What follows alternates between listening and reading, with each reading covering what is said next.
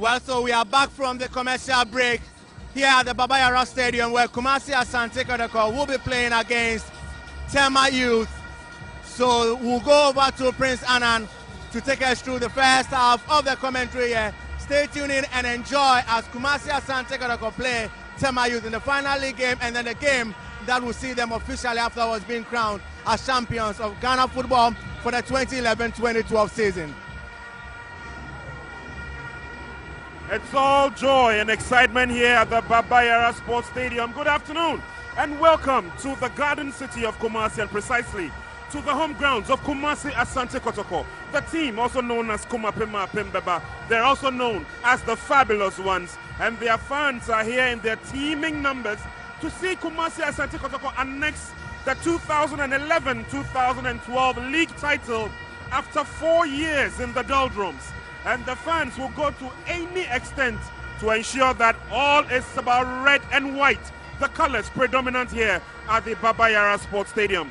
My name is Prince Annan, and as we take you through some of these exciting pictures that we recorded hours before the kickoff, we bring you back into the main arena, the Baba Yara Sports Stadium, and we welcome the two combatants for this afternoon's game, Kumasi Asante Kotoko, the uncrowned league champions, and Tema Youth. It all started with them at the Tema Sports Stadium. It ended 1 goal apiece, and this is the arrival of the two teams as we welcome them here at the Baba Yara Sports Stadium. First, we had the arrival of Tema Youth, the visitors, and they were all looking hale and hearty. And of course, both sets of players, I should say, Kumasi Asante Kotoko and Tema Youth, all came in looking sharp.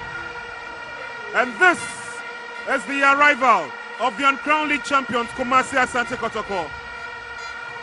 And the fans and the din that met them here at the Baba Yara Sports Stadium tells you that almost everybody who is an avid fan of the Porcupine Warriors is here today at the Baba Yara Sports Stadium to give them that massive victory support. Kumasi Asante Kotoko this afternoon will be sporting their ever-present, I should say, and ever-dominant colors of the red with the white trimmings to match. They are supported ably, I should say, and sponsored by MTN. The young lads from Tema Youth are looking to do a quick one over the uncrowned league champions. Can they win in 90 minutes? Officials are also here present, and they're all fired up, roaring, and ready to go. We will, however, have a short ceremony as officialdom would welcome the two teams to this coronation match, and then we'll have the ceremonial kickoff, and then these two combatants will be in action. Once again, wherever you're watching us, be it in Ghana or be it by the kind courtesy of DSTV, you are welcome to the Baba Yara Sports Stadium. The president of the Ghana Football Association, Mr. Kwesi Nyantechi, is here himself. The chairman of the Premier League Board, Mr. Welbeck Abrapia, is also here. Other officials of the PLB are also here. It's the moment of truth and the crowning moment for Kumasi Asante Kotoko. And it's good to welcome them back into Africa after doing battle on the local scene for a couple of years without annexing the league title. Mr. Palmer of Tema Youth is also here, present. And it's a combination of the red, it's a combination of the white, all here present. And that's the ever-smiling GFA president. Mr. Samuel Jesse is the man in charge of this game. Our fourth official is Sylvester Joku. We'll be introducing them shortly after we've done so with the lineups. But first, we'll take a look at the pleasantry handshakes. Dr. KK Sapong, the man who has steered Kotoko from nothing to something, is here today, and I'm sure he's a very proud man indeed. First, it will be the introduction of the visitors, Tema Youth. And this afternoon, the captain, Jeremiah Akofo, will do justice to the introductions. And they've got quite a very young squad there. Joshua Oninku is in there, Albeth Osei, Derek Mensah, Abel Amahamon, Francis Na, they're all there. And it's the turn of Isaac Amuako, the captain for Kotoko this afternoon, to introduce his stalwarts or his combatants, Henry Ohene Brenya, Michael Ekufu, Gideon Ba, Michael Anaba, Ben Achiampong, who's just been called up to the senior national team, the Black Stars. They're all here to do the last hooray for Kumasi Asante Kotoko. Not to talk about the fans, they're here in their numbers. It's not a packed to capacity crowd, but it's good enough. Gideon Ba Awal Mohammed, they'll be the charges in defense. And ever confident Maxwell Konedo, today looking resplendent in his coat. And I'm sure he's only waiting for 90 minutes to receive the winning medal and, of course, the trophy. Mr. Kwesi Nyantechi will go over to the dugout of Kumasi Asante Kotoko together with the dignitaries here present. And the pleasantry handshakes will continue from there. Joining me in commentary position is Albeth Abebil. It's been a very colorful ceremony so far. Champion Godwin Ablode, one-time player for Accra Hearts of Oak.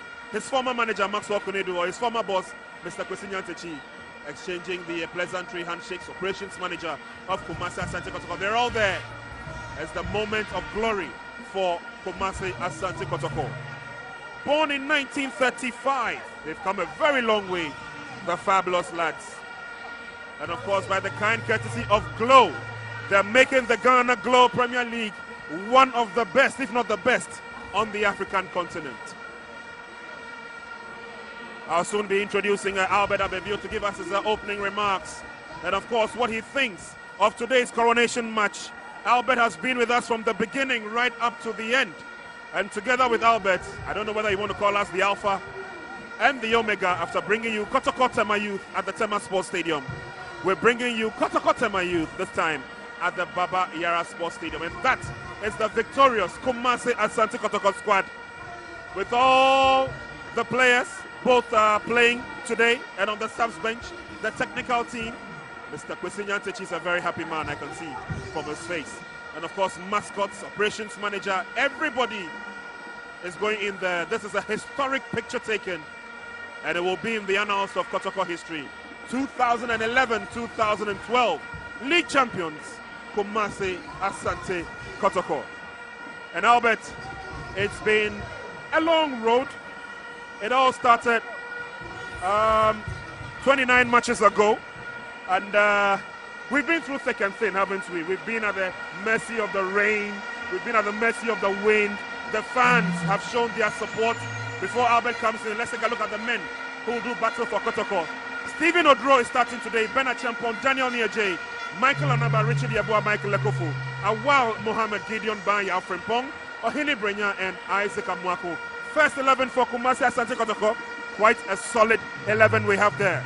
Let's take a look at Tema Youth and see what kind of opposition they come here with today. Jeremiah Akofo, as I said, is the captain for the side. But Francis Na is in there. Abel Amahamond, Aidan Kone, Stephen Tete, Albert Osei, Alexander Enchi, Kenneth Owusu, Joshua Oninku. They are all in there. And after taking a look at the men who will do the battle, let's take a look at the men who will be in charge of this match in terms of officiating. Samuel JC, a teacher from Insawam, and a FIFA referee at that will be the man in charge of this game. He will be supported by Alex Enin, a Class 1 referee from Koforidua, and Richard Kote, also from Koforidua, a Class 1 referee. Our fourth official is Detective Sergeant Sylvester Ajogu of the Ghana Police Service from the regional headquarters in 2nd D. So again, Albert, and it's been long coming, but it's all fun. It's all been tiring. Gary Al Smith has also been here, and the two of you have gone through a lot, haven't you? From the Ohinijan Stadium or the Accra Sports Stadium to the Baba Yara Sports Stadium, all the way to the Wa Sports Stadium, the Kpando Sports Stadium. We've been there, we've done that. We've brought to our numerous viewers and fans out there the best of the best of the best in Ghana football. Exactly, we have a love for football, and that's why we've gone through all that. And I think that once you have a love for football, you can do it nowhere else than the home of soccer, which is Metro TV, which again shares some of the games live on Super Sports. So across the continent, we have done that for a continent that loves its football. The first game between Asante Kotoko and Tema Youth, yes, was exciting. At the point we didn't know that the two teams will come up here and the occasion will be Asante Kotoko being crowned as the league champions and Tema Youth celebrating survival in the Premier League. And so as they come up here, they served us a very good game in the first game of the season. For the last game of the season, we are expecting that again they will serve us a good game. The next will be them. They are here to give us what promises to be an exciting encounter. And so we've done that for the love of the game and for the love of Mother Ghana and the continent on the bigger picture.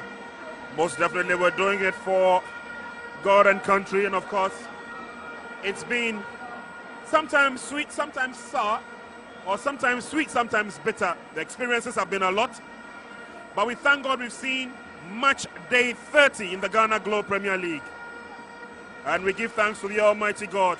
We give thanks to our proud sponsors as well, who've made sure that the action has been on TV. Rice Masters, the official meal sponsor of the Black Stars. Tastes to remember, moments to share. They're supported by Azar Paints #1 Calipo. Ed Interplast, we make sure wherever you are, water reaches you, even space. We also have Fratelli, full of natural goodness. And they've all played the part to ensure that you have not been left without the action from the Ghana Globe Premier League. And to all of them, we say thank you very much. And that is the glittering trophy that Kotoko will be picking up today. 17 wins, 3 losses, and 9 draws is the record of Kumasi Asante Kotoko this season. Very impressive indeed. They top the league table, unassailable lead. And for Tema Youth, they come into this game with 9 wins, 12 losses, and 8 draws. Not too good for a team that probably just bounced back to the Premiership after a surgeon in Division 1. But they occupy the 11th spot with 35 points. They're out of the relegation blues, but I'm sure Tema Youth would want to end this game on a high. Aidan Connie going out of your shots, and the trophy is heavily guarded by 2 able-bodied personnel of the Ghana Police Service. And Tema Youth will be doing us the honors of kicking off. Francis Na will be doing that with Abel Hammond.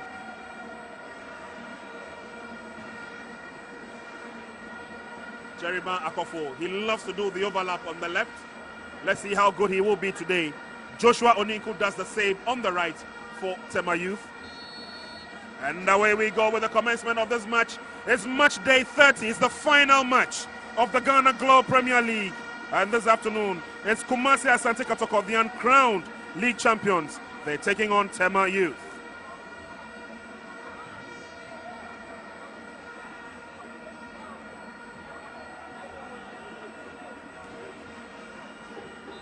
First throw-in advantage to the Porcupine Warriors. Ball cleared out by Jerima Akofo. Couldn't get to the ball early enough. Throw-in advantage to the Porcupine Warriors. We play fettered by Yao Frimpong. Daniel Nieje switches play to the far side. And Kotoko will make width of the field. Stephen Odro goes past one. Odro lays on the pass. A chance for Kotoko. Chance gonna begin. Aidan Connie clears. And Stephen Odro, good to see him start today. Offside flag is already up. And the referee's whistle has gone. Awal Mohammed will take no prisoners. Well, Awal Mohammed and Akofo on that occasion didn't want to take anything for granted. The referee's whistle had gone a couple of seconds ago, and they still kept on doing it here. Yao Frimpong, and the overlap has been done by Richard Yeboah. Can he get to the ball? Yes, he can. He looks up, sends in a decent cross. Oh, nothing comes out of it. Tema Youth got their ball away, got their lines cleared. Strong tackle from Michael Ekofu. Off the boot of Aidan Connie. Throw into Tema Youth. And Michael Ekofu, one of the few players who has really played well this season. Yao Frimpong heads the ball down. Referee's whistle goes.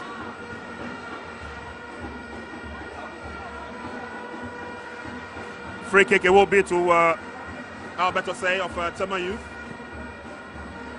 Long one in. Abel Hammond goes up. And Isaac Amuako will be called into action. Good shepherd in by Henry Ohene Brenya. Quite apart from injury, Henry has also played his heart out for the Porcupine Warriors. It's Michael Ekofu. He comes forward. It's a long ball towards debutants for the Black Stars. Bernard Champong, he goes down. Referee, well, I thought he was going to allow the advantage role to play. He's already signaled for a free kick. Exactly. Once the tackle came in from Alexander Entry, we saw a Champong run onto that ball.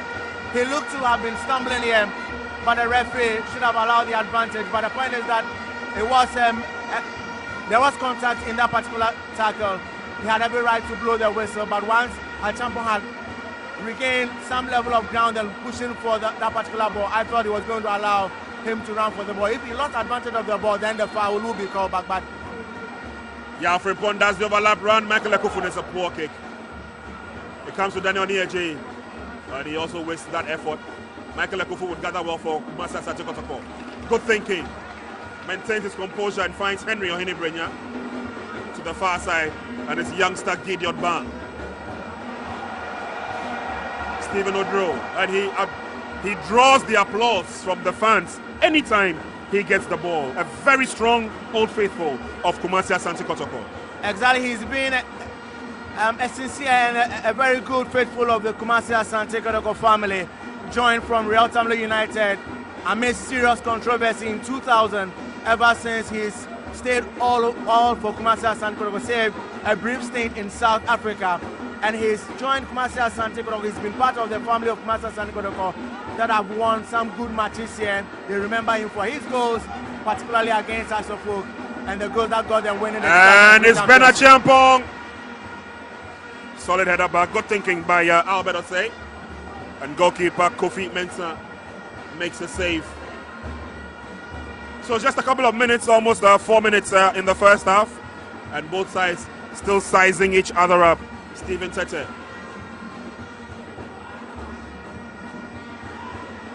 Kenneth Owusu, arguably the tallest player on the field.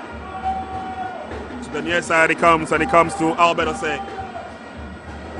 Albeth does the overlapping run. It's still with Albeth. As he overdone it, he goes down. Good recovery by Aidan Connie. Now this is Tema Youth. First incursion. Gideon Ban to the rescue. Good turn. Still holds on to the ball. Gideon Ban. Well, a little bit of trickery. Too much of it, if you might want to call it that. But he got away with that all the same. Exactly. Once he had the better of Oninku at the first time of asking, I thought that he was going to spray the ball up front for some of his men over there, but he seemed to have been dwelling on the ball too much. And a while ago, that was an opportunity that nearly fell the way or came the way of a Champong. But good thinking on the part of the Tema Youth defenders, led by Akofu.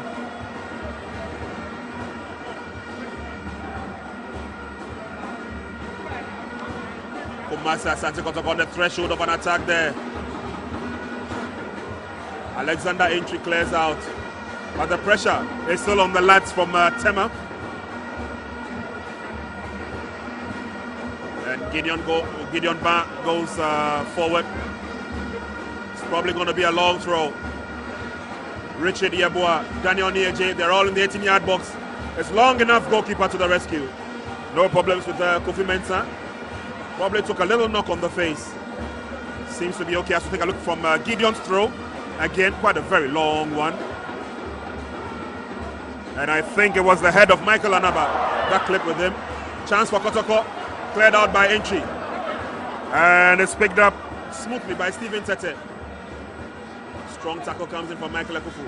Stephen Tete stands tall, but he gives the ball away. Bernard Champong, can he recover? And Kotoko, Richard Yeboah. He goes up and down and up again. And it's Jerry Akofu who clears out. Aidan Connie, can he get to the ball? Quick recovery by Kumasi Asante Kotoko. It's Daniel Nieje. 7 minutes gone in the first half. It's the coronation match to signal the end of the Ghana Globe Premier League for 2011-2012. Lovely back heel. Gideon Ban with a cross. Solid save by Kofi Mensah. It was close to Kofi Mensah at his near post, but that was some good team effort by Kumasi Asante Kotoko. From Stephen Odro, he found Anaba, and that was a brilliant back heel to Gideon Ban, who was on the same wavelength with Anaba, reading it so well. And Ohinibrenya standing tall on that occasion. Well, that's the replay. And it's a chance for Tema Youth as they come for Francis Na into the 18-yard box. Good recovery by Yao Frimpong. Well, Francis Na is lucky enough to get the ball again. Brings the ball back and finds Jerry Akofo. And Tema Youth work themselves out of trouble. Down he goes. Derek Mensah, that was. Referee gives the advantage to Tema Youth. And we've not seen any clear indications of Tema Youth's opportunities that they're having. But it looks like they're relaxing and waiting for their own opportunities and time to come. Exactly. I think that it's been Kumasi Asante Kotoko not allowing them too much time on the ball. They've been the busier of the two teams here. But Tema Youth on some occasions have looked threatening, especially when they have attempted to bomb down the left side of Kumasi Asante Kotoko's defense. But I think that Gideon Ban has held them in check. Derek Mensah with a free kick. And Isaac Amwako. Quite a tricky one. Could have ended up in the back of the net. But Isaac Amwako, his experience stands tall. Michael Lekofu. Long ball towards the center. Daniel Nieje goes down. Derek Mensah picks it up. Kenneth Owusu on the far side. Stephen Tete will come in to help. And Joshua Oninku. We've not seen the daring runs of Joshua Oninku. And I'm sure we'll see that as the game goes on. It's missing from the Tema Youth game. But it's only 9 minutes gone so far. It comes to the near side and it's Albeth Osei. Michael Anaba wins the day. Yao Frimpong lays on the pass. Can Ben Achampong get to it? Alex Entry will ensure that he doesn't. Well, Yao is, that is the earlier free kick.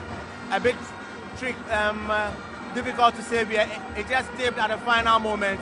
And Wako had his eyes on the ball all throughout.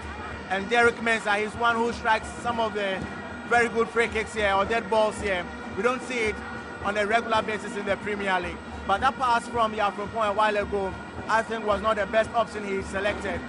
He could have just directly hit the ball up front and look for the run of Echampong rather than hit it down the right side of the attack and allow Echampong to run to it.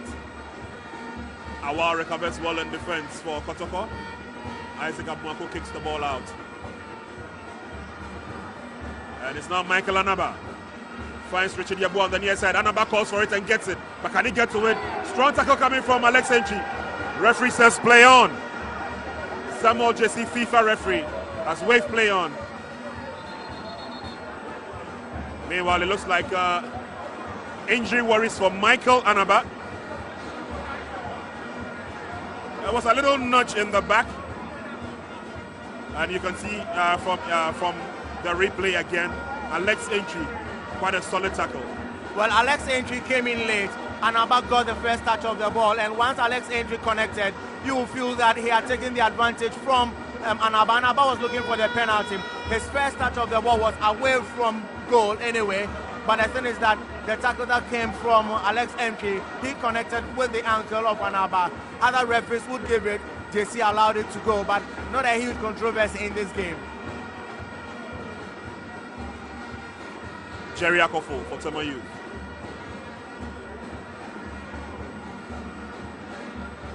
Derek Mensah picks up Kenneth Owusu.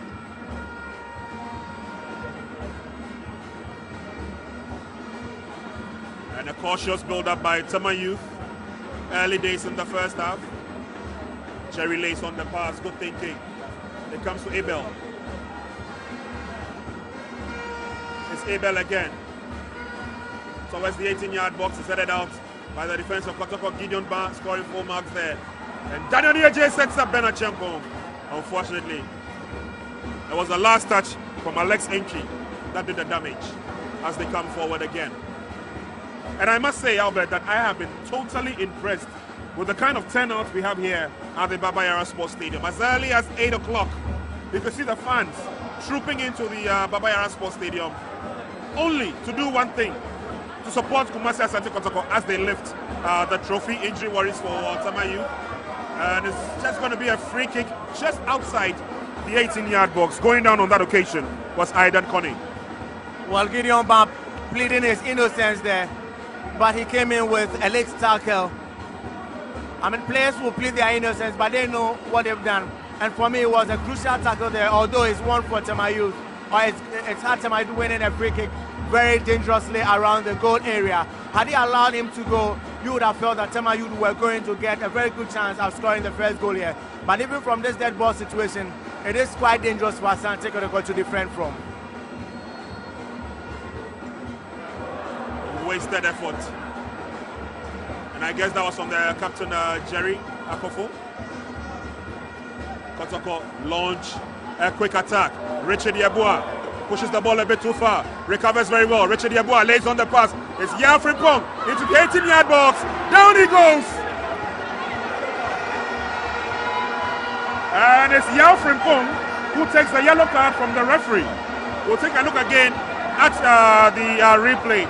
But Samuel Jesse, the referee, might want to think that there was some kind of simulation when Yao Frimpong went forward. Well, the replay will give us a very good angle, or a better angle to judge. But it was a good ball from Yeboah, and you see Yao Frimpong go in there. Well, it was clearly no contact from the Tema youth defender. Yao Frimpong going down too easily. I think that is a question of his foot just connecting to the grass rather than the ball there. He didn't really intentionally want to do that. His foot caught the grass on that occasion. So no contact there, no penalty.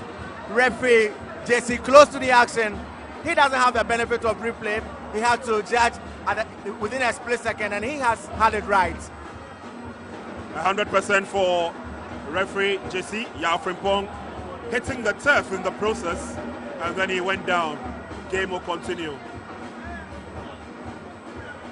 And between these two sides, Kumasi Asante Kotoko and Tema Youth, they have battled 7 times since Tema Youth played in the league. Of course, they've been in and out. But Kotoko have won 5 of those battles. They've drawn 1 and lost 1. And so obviously, Kumasi Asante Kotoko will go into this game as a favourites. Tema Youth haven't won here at the Baba Yara Sports Stadium before. So it's a tall order for them. It's Richard Yeboah. Decent crossing to the far side. Too strong for Michael Anaba, but he heads down. Stephen Odro beats one. Sets up Michael Anaba. The fans are in unison. Gideon Barr. Solid cross! Chance coming the way of Kumasi Asante Kotoko. And Black Star debutant Ben Achiampong was on top of that. Well, he headed the ball into the ground. It wasn't a really well-directed ball. The build-up was smooth from the midfield. Eventually, Gideon Barr coming in with a perfectly weighted cross. And I felt that Achiampong should have done better. Unmarked by the 2 central defenders, he should have found the first goal for Asante Kotoko. He made it comfortable for Kofi Mensah to save. Akofo lays on the pass, but Abel Hammond can't get there early enough. Isaac Amwako did, the goalkeeper.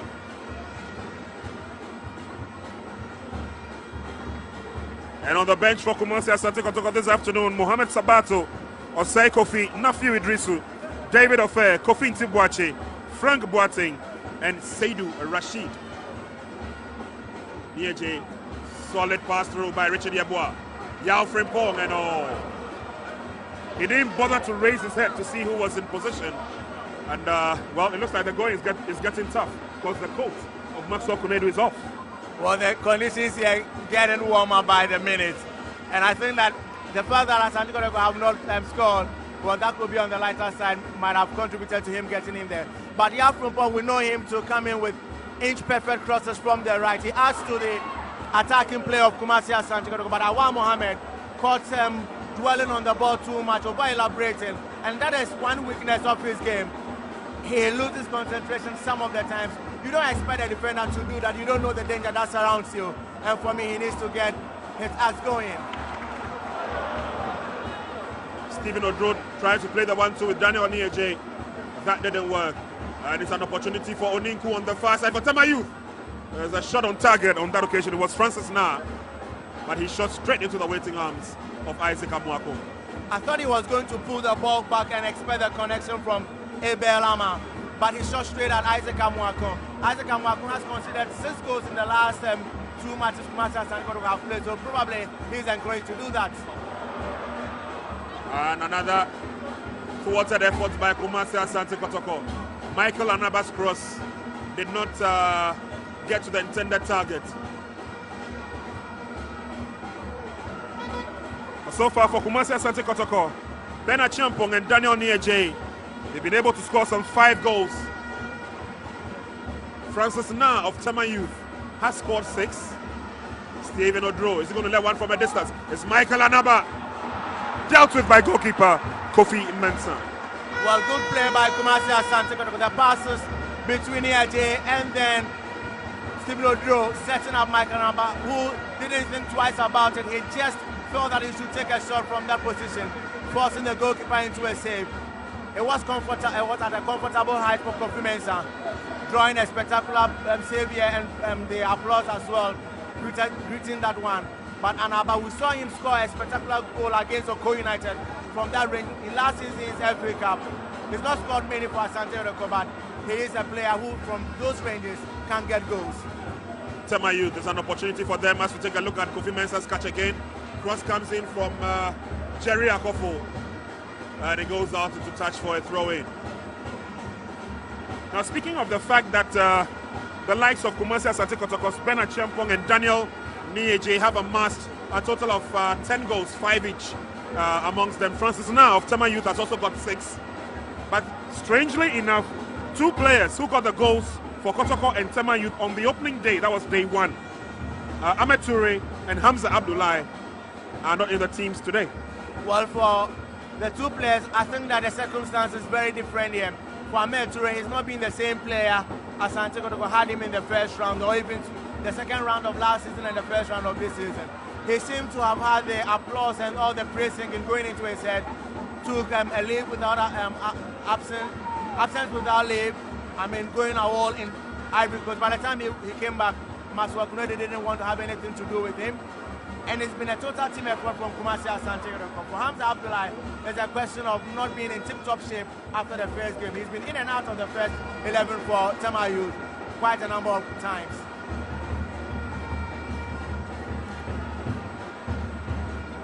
We're gradually bouncing into the 20th minute mark, or into the 20th minute of this match. It's still goalless. Richard Yabua for Kotoko finds Yao Frimpong. He goes round 1, he goes down. Ball comes to Abel Amahamu. Aidan Kone, Francis Na, and Tema Youth again slowly but surely they come forward. Stephen Tete joins the attack. Joshua Oninku. Back to Oninku, Joshua.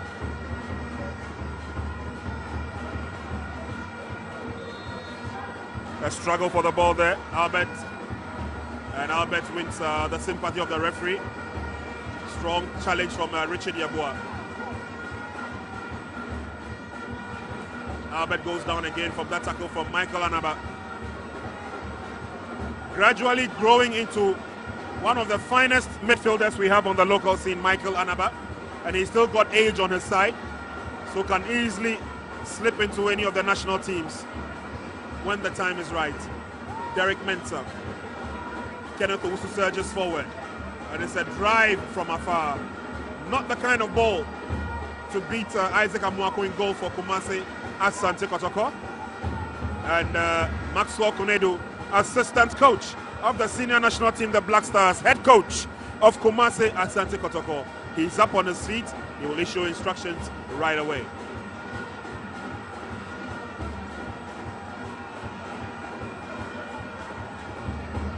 Awal Mohammed finds Michael Ekofu and Yao Frimpong.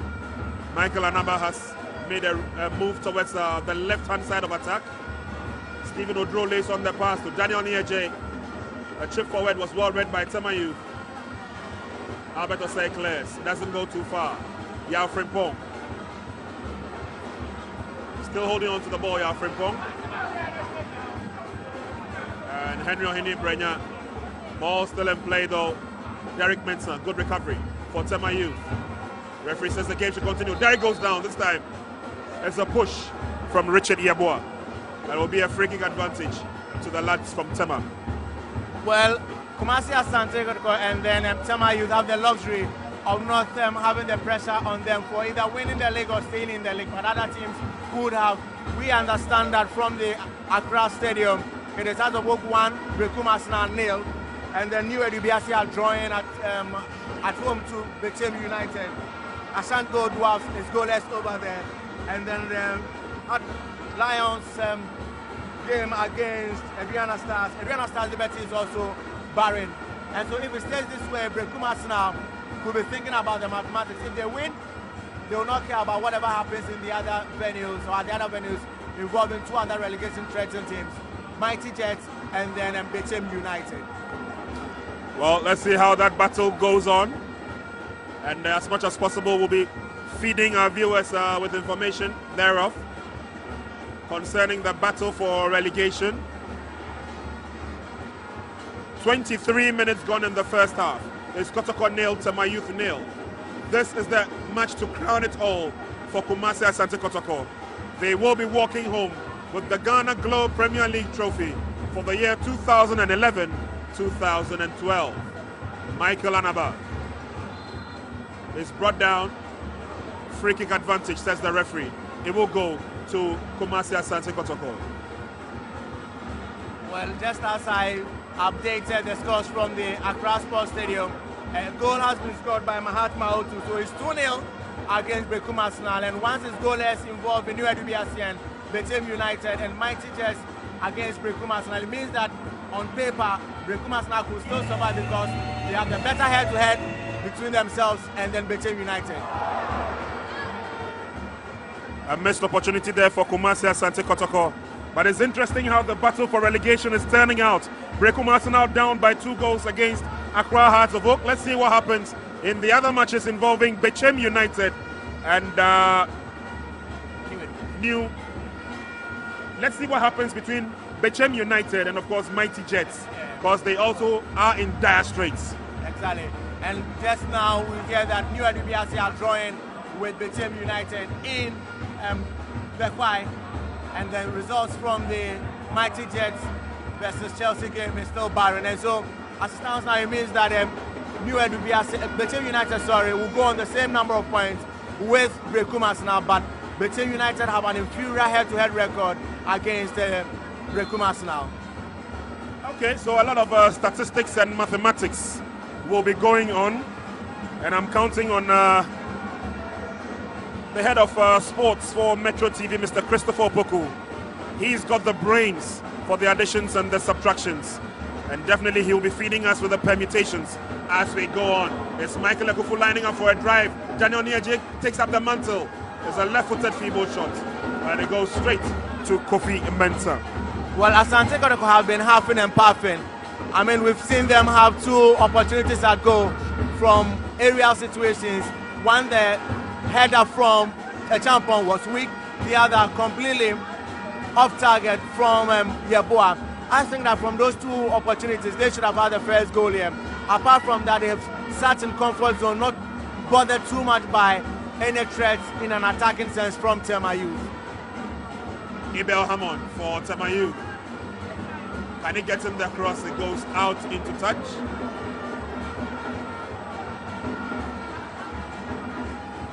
And earlier on, we saw that opportunity from Daniel Niaje. It was a feeble shot from his unfavored left foot.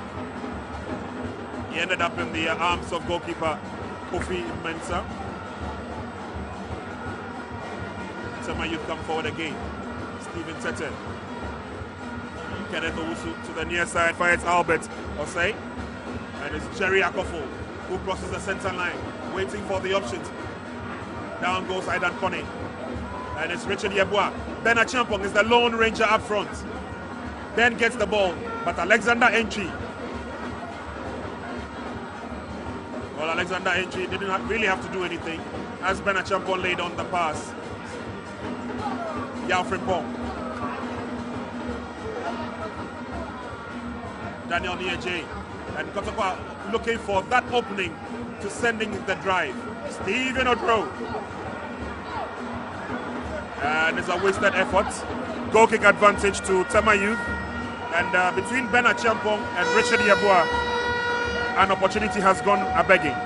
Again, we've seen Kumasi Asante Kotoko get behind Onimko on the right side of the Tema Youth at defense. And that was a good cross sent in by Stephen Odro. It got the Tema Youth defense a bit straight. And then the marking was quite poor here. I felt that they should have communicated between Yeboah and Achampong the one who was going to get that ball, getting into each other's way. A champion misdirecting his header. They need to punish Tema Youth when they get into openings like this or positions like this. The communication should have just been right. A champion allowed the ball for Yeboah because then he had the advantage of still suspending himself in air, and with that power that could have been generated by the leg muscles, you feel it would have been better served if he had the header rather than a champion. Tema Youth still probing for goal number 1 as they come forward. Chance for Tema Youth. Francis now against Isaac Amwaku, and Yao Frimpong clears out. It doesn't go too far. Tema Youth still coming up with more opportunities. Albeth in defense for Tema Youth. He crosses the center line. He's coming forward. Is he going to let one go? Good tackle. Referee says play on, and it's Michael Anaba. Richard Yeboah and Ben Achiampong is waiting for the ball. But referee's whistle has already gone. There is a player of Tema Youth down. But that was close shave for Kumasi Asante Kotoko. Well, that was an opportunity Tema Youth should have buried. Yes, Amwako did well to make himself big in that goalpost, but the Asante Kotoko defense just slept on that occasion, and that has been their bane in the last 2 matches in the Premier League, conceding 3 goals against Bechem United and 3 against Asante Gold as well. There have been some occasions where they've just completely lost focus and they've lost the attention or the discipline of paying attention to the danger that is around them in the goal area. But even then, momentarily, once they've got the ball, the transition was not quick. You saw Albeth Osei shrugging off Yeboah, and that was the tackle from Akufu. Solid tackle from Akufu. Then Anaba gets the ball. The transition was not too quick for my liking, and that has been what has afflicted Kumasi Asante in this game. On some occasions, they are quick to the ball and quick in finding their men up front. But it was a solid tackle. He had his foot firmly on the ball, Akufu.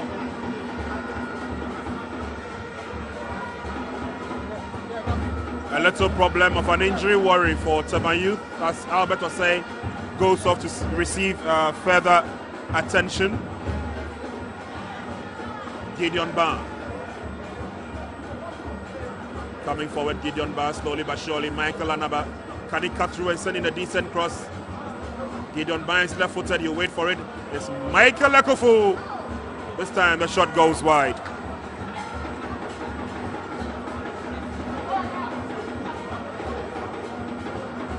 And again from the replay, Michael Akufu lining up that drive, shooting straight into the air. And you could see him calling for the ball there from his namesake, Michael Anaba. Well, we've seen Anaba. And the combination of the two Michaels didn't really get too far. We've seen Anaba hold on to the ball and bring other players into play with his passing. Well, referee's blown his whistle, and it's against Tema Youth, and Francis Na is not too happy. He thought that he went down, and so if anything, he would receive the attention of the referee. As we take a look at it again, controlling the ball beautifully on his chest, and I think there was a little bit of a nudge and a shirt tagging. So referee Samuel JC was right, but Francis Na is on the turf, and he looks injured. He looks to be in some pain. Bringing the ball down beautifully. And of course, Awal Mohammed positioning himself in such a way that Francis Na did not get the advantage that he so desired. And like I said, the fans here in their numbers to support Kumasi Asante Kotoko, and also to see Kumasi Asante Kotoko lift that trophy that they have not lifted in some 4 years. And so they're all here to show their support. And I really doff my hats off for the fans and their enthusiasm towards this last game of the season.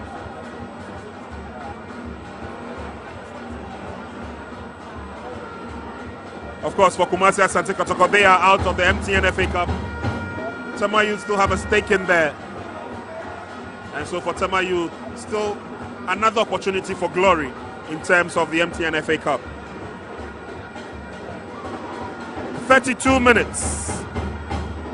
And we still haven't recorded a goal here.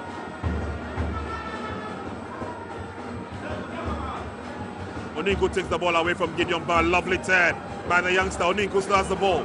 Referee says it's a free kick.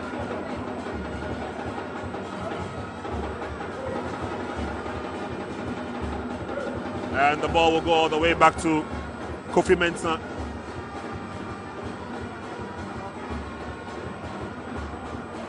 And I guess the good work that has been put in by Kumasi Asante Kotoko this season cannot go without mention of the fact that MTN, their proud sponsors, have also played a yeoman's role in ensuring that Kotoko bounces back not only to win the league trophy, but back into Africa. Exactly, and apart from MTN, they've had other sponsors, latest form, Everpure, coming on, Interplus coming on board to support them. I think that we have mentioned consistently that teams need the support of the corporate world to get them financially cushioned for some of these battles and the commitment that comes thereof. Apart from the sponsors, you would also want to mention the fans and other individuals who have played a yeoman's job in getting Kumasi Asante Kotoko financially well-resourced to battle for the title this season and even to push for glory in Africa. Shot on target, coming from Francis Na. Daniel Nieje took a trip and a knock in the process, but he's up on his feet. Game will continue.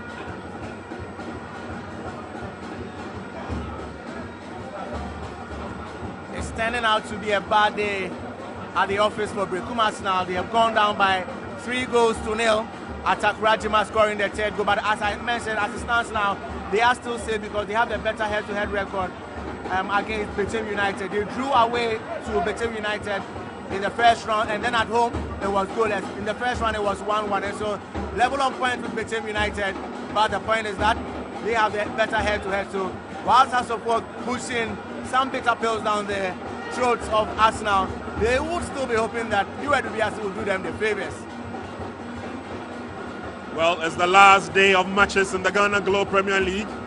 I'm not too sure if we should be talking about favours here, but I'm sure all the teams will want to play their hearts out for 90 minutes. And of course, the better sides will win, as we're seeing here. It's Yao Frimpong for Kotoko. And of course, getting entangled with the ball. Ball comes to Yeboah. Can he get in a decent cross? He does with the far side. That was close. The upright playing a part in keeping the ball out. Cross comes in again, and this time it goes to Kofi Mensah. Well, Asante Kotoko have looked listless in the final third of the pitch, and that is the trophy. The trophy Asante Kotoko will be lifting. Glittering glow trophy. Exactly. And as I mentioned, and we mentioned during the tour of the trophy around the stadium, we did mention that Glow are taking every opportunity to mark their presence here. They've started operations after some 3 years of sponsoring the Premier League, and I think that between now and next season, when the league kickstarts, they will be doing more to improve their presence at match venues across the country, because we've not seen them do much. The excuse has been that they were not in operation, but now that they are operating and in competition with other telecommunication networks who feel that they will do so. And the battle, or the tier 4, literally, we've seen some here before the start of the game where they were bossing their way around as far as getting places to do their branding. Michael Lakofu for Kotoko. Richie Yeboah puts in a foot to help. And Frimpong shrugs off the tackle. He's still going forward, Frimpong. Derek Mensah comes in with a tackle.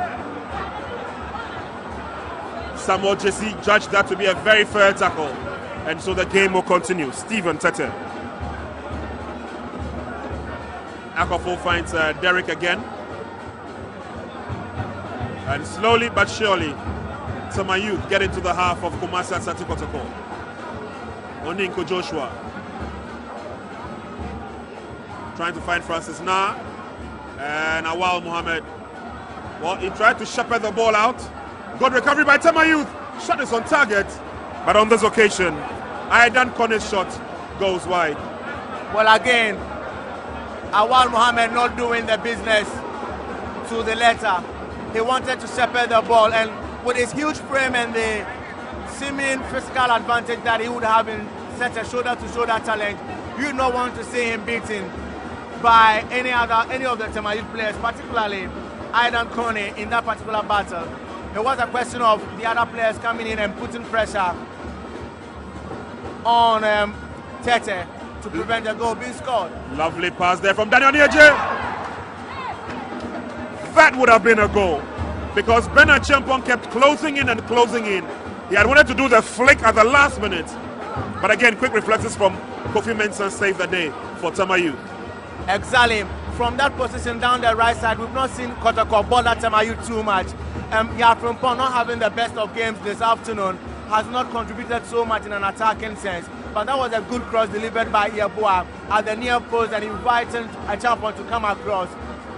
Nieje with the pass, a tailing pass for that matter. And you see Yeboah lifts his head up, puts it in that particular position where difficult for the defenders and the goalkeeper to get a communication right. The touch of the ball was not the strongest from a Champon. And so Mensah grabbing it at the second time of asking, the ball nearly creeping under his armpits for the first goal. And had he conceded from that angle and in that manner, you would have thought that he would be cursing himself all throughout the rest of the game. But thankfully, he was able to save it. But for Asante Kotoko, they will be looking to explore or to take advantage of those situations when they get into positions like that, particularly on the left side and then on the right side where we've not seen them in the action too much. Well, Tema Youth might be forced to bring on their reserve goalkeeper. See him getting himself sorted out in terms of his apparel. Kofi Mensah seems to be in some problems, and look at the numbers here at the Baba Yara Sports Stadium. They're all here to add a touch of color and class to this coronation match here today.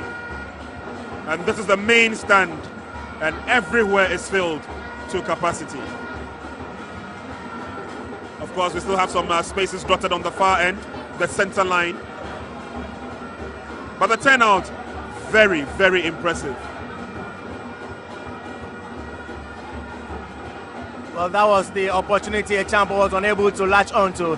For a Champon, yes, this might not be a big game for him to draw attention to himself, but he's the new or one of the strikers for the Black Stars, the new strikers for the Black Stars, and for a player like that, you would want to see him take the opportunity and make a strong case for a starting role with the Black Stars. So far, he's not done that. I'm not too sure whether it's a question of he saving his limbs or not being or not enjoying a good day this afternoon. But whatever it is, he has some 50 or so minutes, odd minutes, 5 in this second half, first half, and then 45 in the second half to really stake a strong claim and make a strong case for himself as one of those players whom we should be counting on when the World Cup qualifiers begin. Gideon Barr, a decent left-footed cross is what everybody's looking out for. Gideon Barr cuts through. Ball is still with Gideon. Appeals for a corner kick not given. And there we see Gideon again. He had beat one player already. He was just trying to maneuver some space for himself. And Tema Youth will not give him a dog's chance. So we delve into the last 5 minutes of the first half. Still no goal to either side. And just when the trophy was being sent round, a couple of the Glow ambassadors I spotted in there. Good old Pat Thomas is here. He loves his football and he loves the Porcupine Warriors. Derek Mensah for Tema Youth. Ball taken away from Derek Mensah. Richard Yeboah goes down. And it's going to be a free kick advantage to Kumasi Asante Kotoko.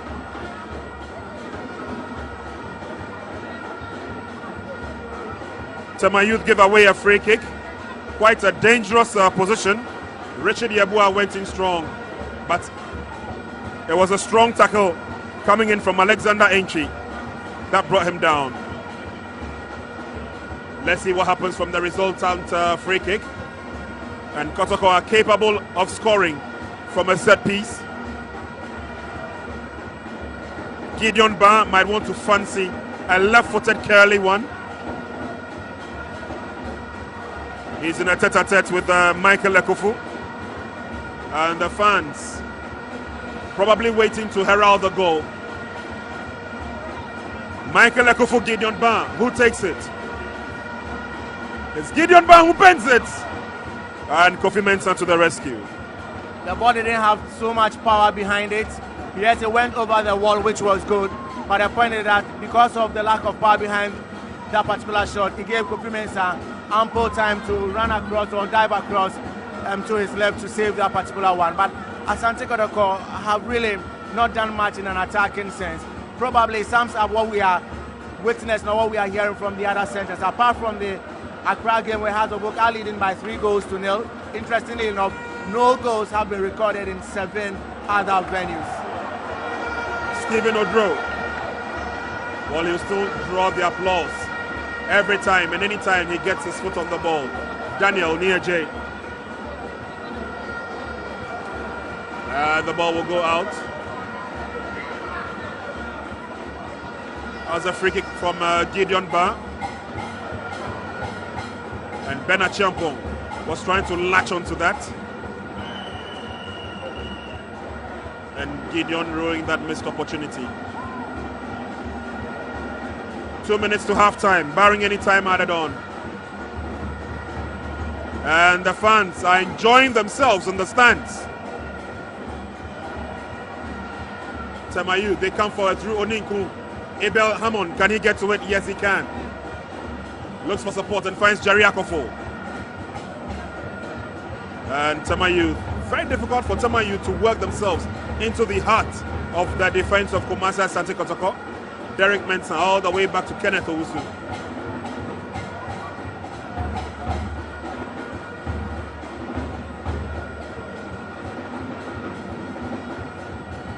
Entry spreads play. Oninku picks it up.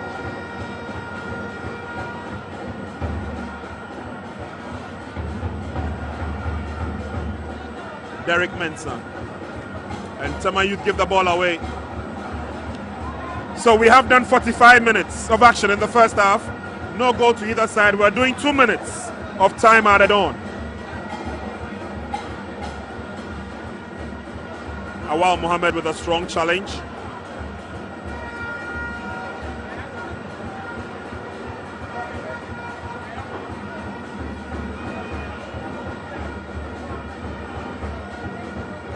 Abel finds Francis now. And then they give the ball away. It's going to be a yellow card. There's going to be a yellow card to Abel Hammond. Abel Hammond goes into the referee's books.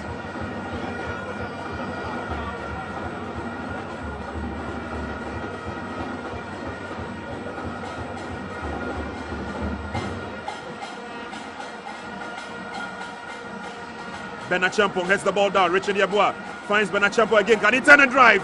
It's blocked. Richard Yabua is still there. He would have to send the ball in or wait for options. Brings the ball back. He's surrounded by 2 players. Looking for the corner kick. But he's won the free kick in the process. It was a foul.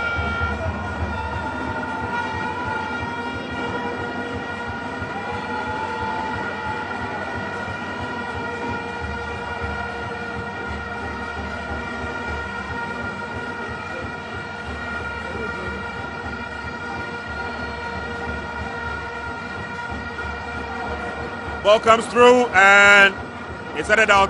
Kumasi Asante Kotoko have another opportunity to probably get a goal before the referee's whistle goes for the end of the first half. And it's cleared out by Aidan Connie, not too far. Awal Mohammed, he hardly crosses the center line unless he's coming up for a corner kick. Daniel Niaje, Yao Frimpong. Gideon Ba has switched flanks. There he goes, Gideon. He has to turn. Lays on the pass. Well, it was a trickery one. The ball has been taken away from Gideon. Jerry Akofo finds Francis Na. It's 1 against 3. Francis Na still holding on to the ball. Francis Na in the 18 box. And he chipped just over the top when it mattered most. Good play by Francis Na. And Samuel Jesse's whistle will be going any moment from now. Isaac Amwakwa, and there it is. It's halftime here at the Baba Yara Sports Stadium. It's been fun, it's been exciting for hours on end before the match began. The whole town of the garden city of Kumasi, or the whole city of Kumasi I should say, was painted red and white. It is all because of that trophy. As we take you through the highlights again, Michael Anaba, lovely backflip to Gideon Bar. His cross was met by Kofi Mensah.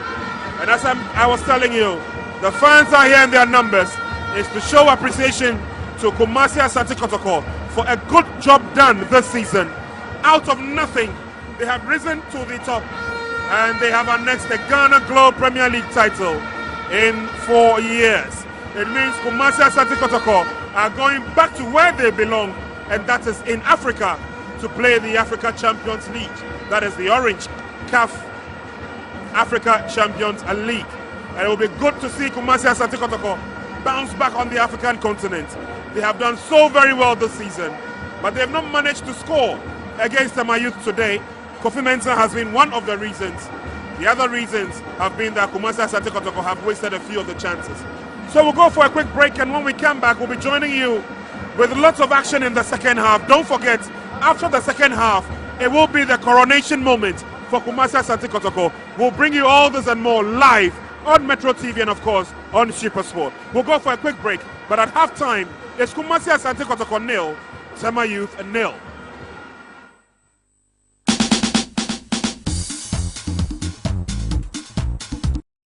It's recess here at the Baba Yara Stadium where Asante Kotoko are drawing with Tema Youth. It's been a first 45 minutes where Asante Kotoko were looking for the goals, but not really putting themselves in good positions to get the goal here. Tema Youth a couple of times attempted to get goals themselves, putting Asante Kotoko under pressure and threatening them. Gary Asmith joins me by the pitch side, and incidentally, this is one of 7 games that has not gotten any goals recorded, although Brekum Arsenal are going down heavily after the first 45 minutes, 3-0 to Accra Hearts of Oak there. But Gary, after the first 45 minutes, it's not a kind of game the Asante Kotoko fans would want to see. I mean, especially when they would want to see they winning the Premier League title in grand style. Well, but at least they haven't conceded goals. That's what the Kotoko fans will tell you. It's been a coronation match, but it hasn't been there hasn't been a lot of intensity in this game. Kotoko right now are focusing on their presentation and getting their cash donations. Well, so Kumasi Asante Kotoko getting some cash donations from one of their sponsors, Budget Cash and Carry. So distributors of Blue Jeans energy drinks. And apart from that, they've had something also from Fidelity Bank, one of their sponsors. And just behind us, you see the Globe mascots. The Circles Council have also presented something or made some donations to Kumasi Asante Kotoko. And so, apart from the fanfare, the Asante Kotoko administration led by Dr. KK Sapong will be happy with all these donations coming in. So, Kotoko and business ventures are not new. Anytime there's any euphoric occasion, anytime the team is on a high, they know how to make money out of it, and it's not different. Maso Konedu is being honored especially by Fidelity Bank, one of their sponsors. He's being given 2,000 Ghana cedis for annexing the league title. It's not much in terms of how much effort and things has been put, and trying to put it in perspective of the international amounts we see in the Champions League and the World Cup and African Cup and things like that. But it's a start for him. Well, a start for Coach Maxwell Kunedu. Apart from that, the National Circles Council also getting ready to present an award to Coach Maxwell Kunedu. Well, while not too long ago, we got the information that Dr. KK Sapon not too happy about the contribution of the Circles Council towards redeeming their financial obligation to Coach Hans Schmidt had threatened to dissolve the Circles Council, but it's not going to happen, I guess, by their presentation and all that. I mean, I always felt it was a weird decision because the Circles Council were not responsible for whatever happened to Hans Schmidt. And I remember Dr. KK Sapon saying that what happened 7 years ago was not even the fault of his administration. So why he was even blaming the Circles Council for not taking a proactive stance in getting money for the team, it was quite funny. But it's good that the team is united now for next season for things to move forward.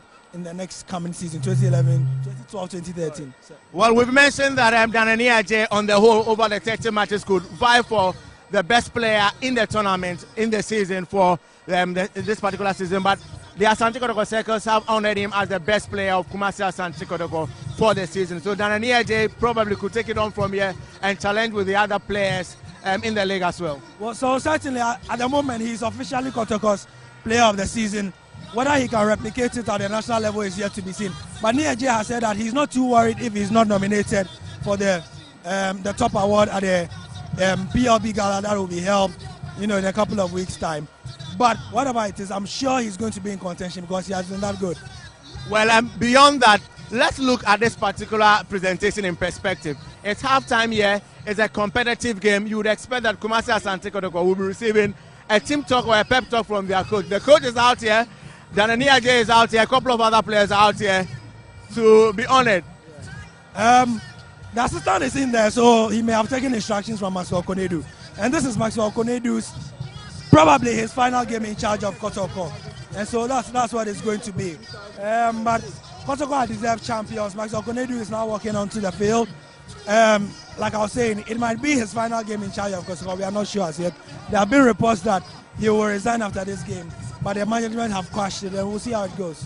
All right, so Kumasi Asante Kotoko, apart from the 2,000 Ghana cedis donation or presentation made to Coach Maxwell Konedu, the Asante Kotoko team also received a cash donation of 10,000 Ghana cedis. But over here at the, on the sidelines, we heard Maxwell Konedu yelling out to his players, last 45 minutes.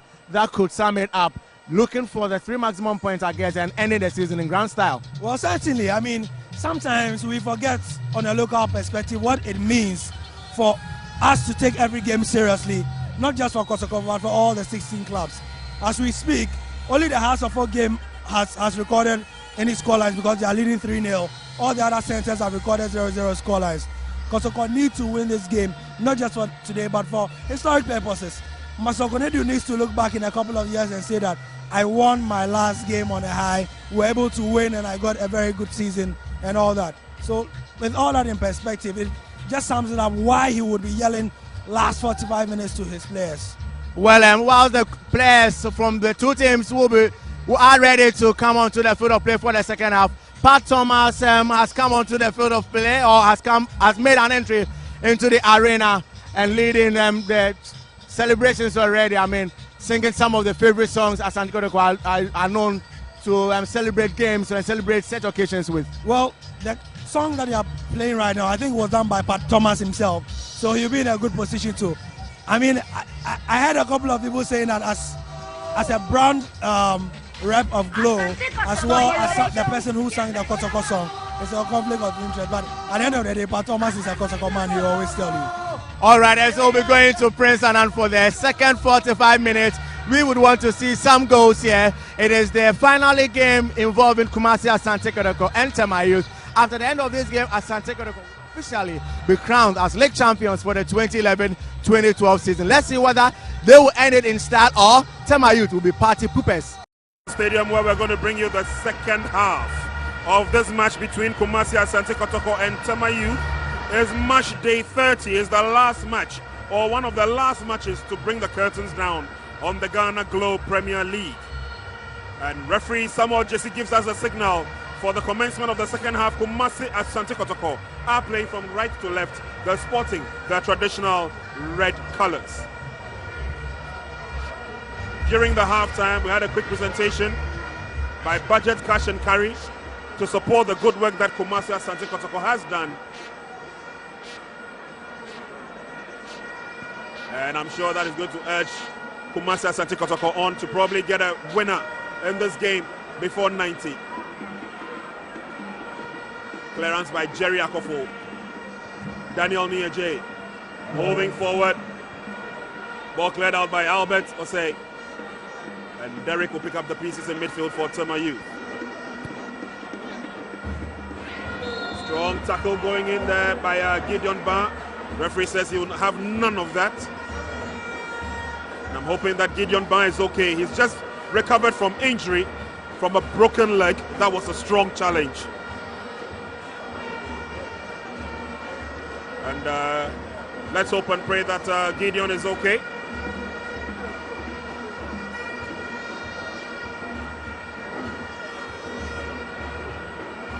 Free kick effective. This is Gideon Bar. And that was an earlier challenge on Ben Achempo. And then the tackle by Gideon Bar. Referee gives the advantage to Tema Youth. And they're not too happy about it. Stephen Oduro going down from that challenge. He cut his ropes in football, like Albeth told you, in the environs of Tamale, playing for Real Tamale United. And so far he has stuck his guns with the Porcupine Warriors.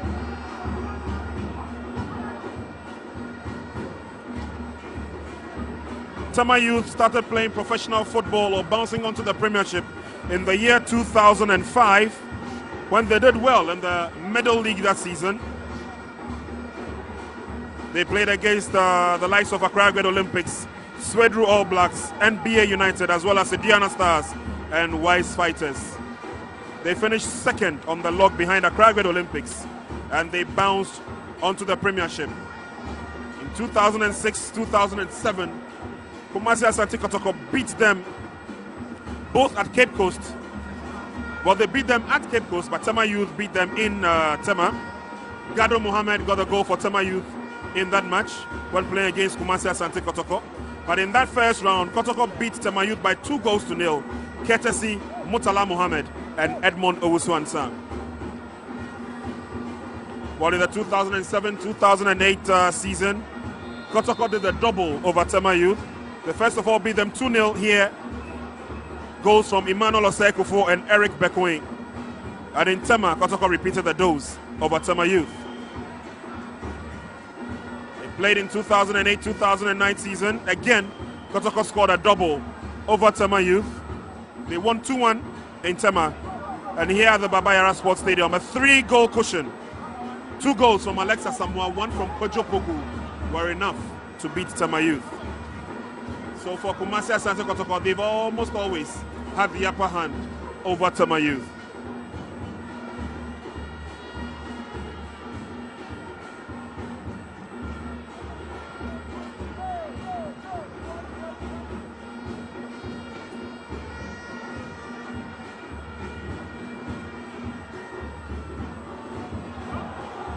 Chance for Kotoko, this should be it!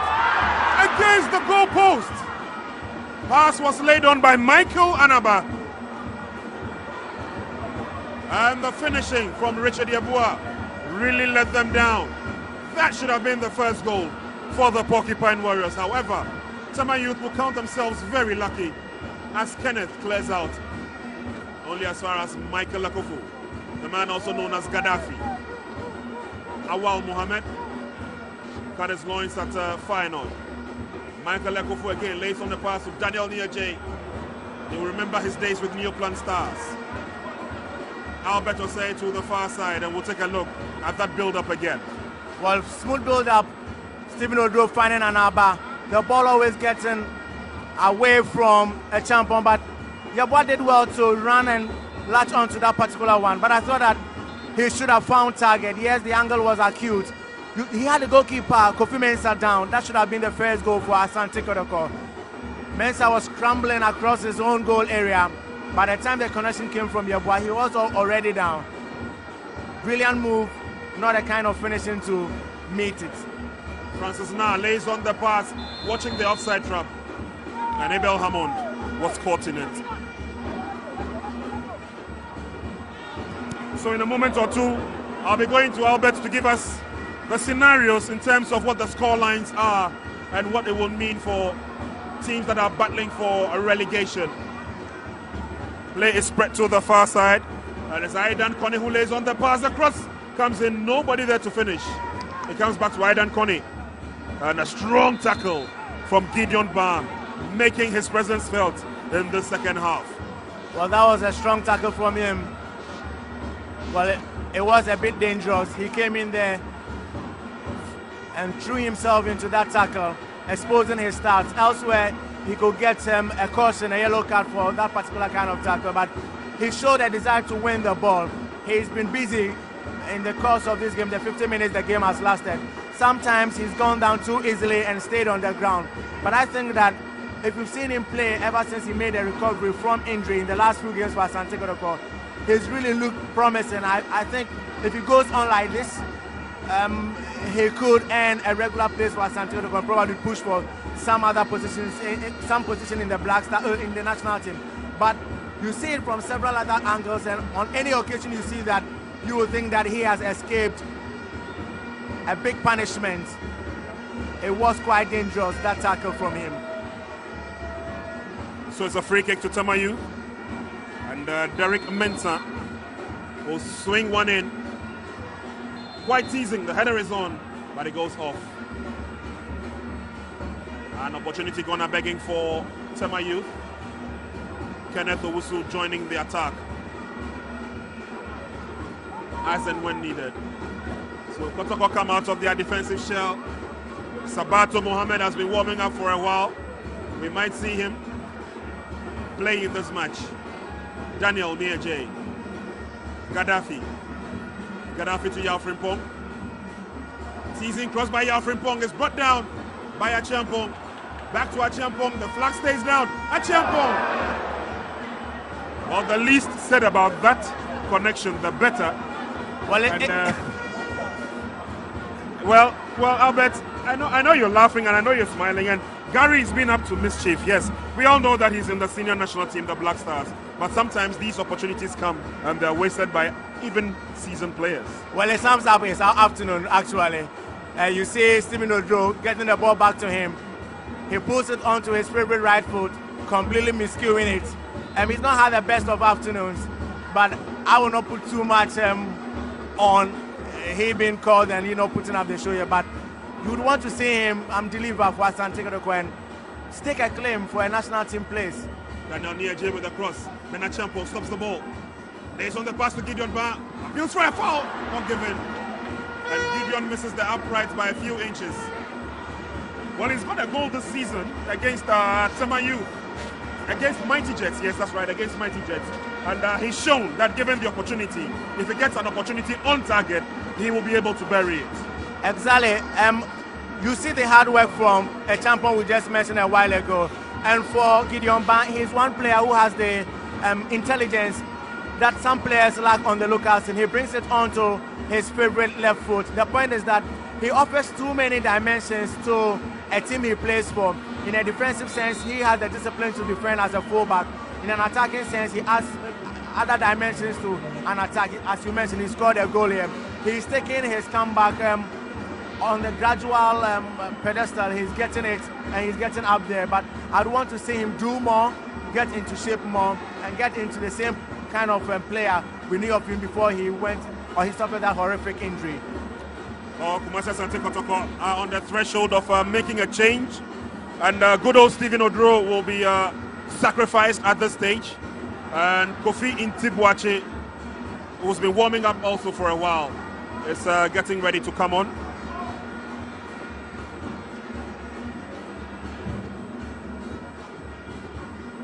So for Kumasi Asante Kotoko, as we told you earlier on from the beginning, 17 wins.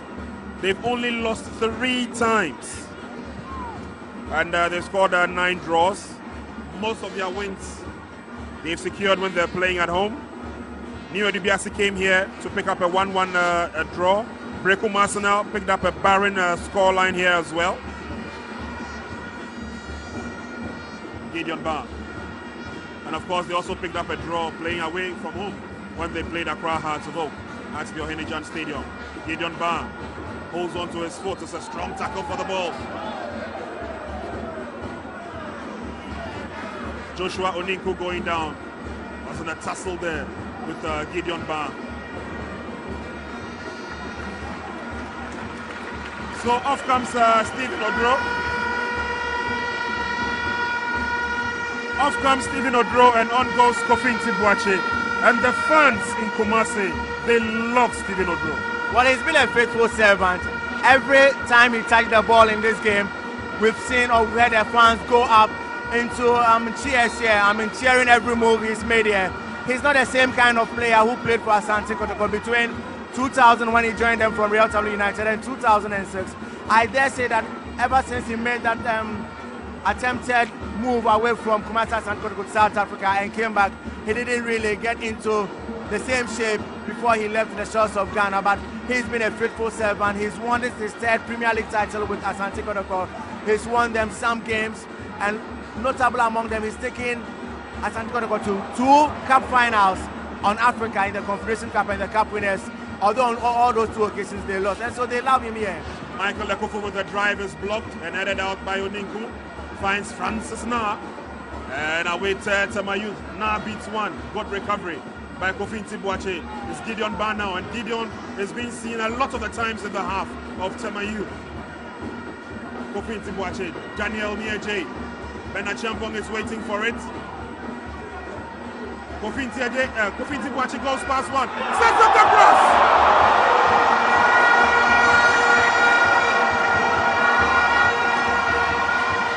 It's been long time coming. The goal is finally here.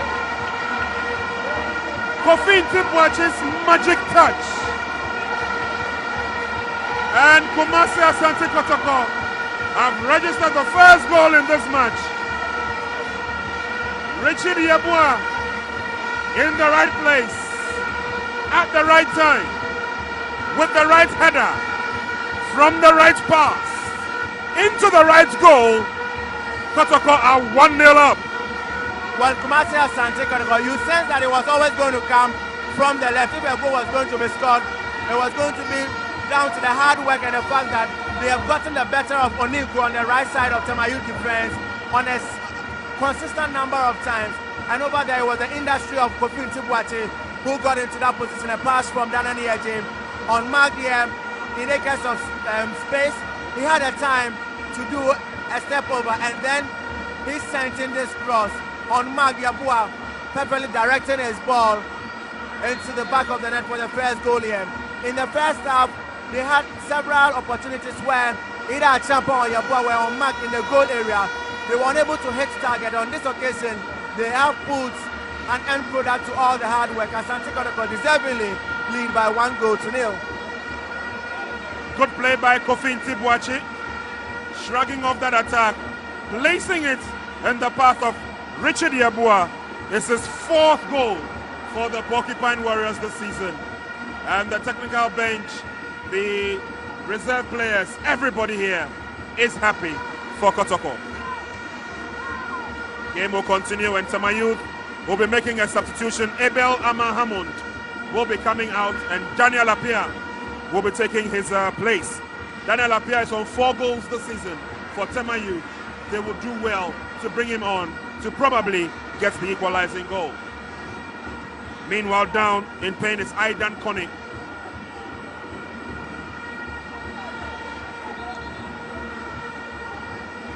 And that is the reason why that's a temporary halt in play. Aidan Connie going down. Michael Anaba consoling him.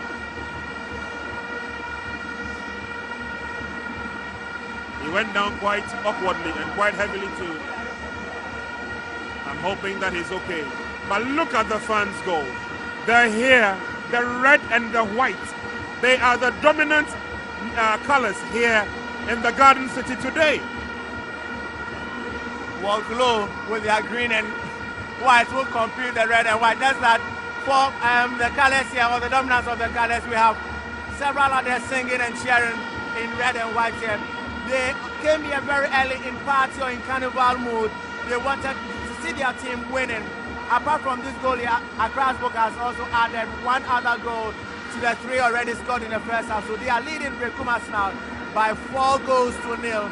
And this is the reason why the crowd here at the Kumasi Baba Yara Stadium have been thrown into a serious party mood here. Kofi Ntibwache doing well to get the ball onto his left and then crossing perfectly, weighted ball for Richard Yeboah to head home. Kumasi Asante Kotoko's first goal, or the leader here. You feel that if it ends this way, or if Asante Kotoko scores more, it will be the fans here will go gay and celebrate deep into the night. Well, the jubilation, the fun, galore, the ecstasy, everything is going to go deep into the night. And that is for sure. That's a huge musical carnival in the waiting. And it's all because Kumasi Asante Kotoko. Well, they're laughing all the way to the bank.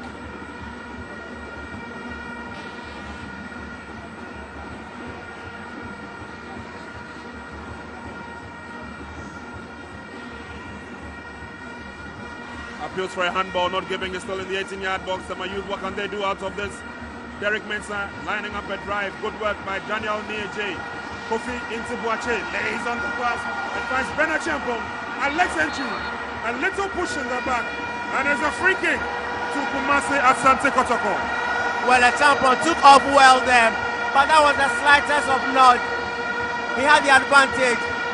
Kenneth was fouling there. The Tema Youth players aren't so happy about that. The fans of Asante Kotoko won't care about it. Asante Kotoko have another opportunity. And the different dimension in Tibuache's inclusion in the second half has added to Asante Kotoko is that the transition from defending into attack has been quicker. He picked up the ball deep in his own half, took off really well, burst into space, and then delivered that particular pass which a champion latched onto. I'd want to see a champion with Inti coming on, how he will react to it, because it looks like the entire team from Kotoko are doing better with Inti on the field of play. Daniel Nieje and the kick is blocked. Gideon Band as well to recover. Lays on the pass. It goes to Daniel Nieje. Goes round one. Can he get him the cross? He lays on the pass. It's at the edge of the 18-yard box. Good work by Kofi Tibuache. He fires. Appeals for a penalty not given. And Joshua Oninku will allow the ball to roll over the line for a welcome throw-in to Tema Youth.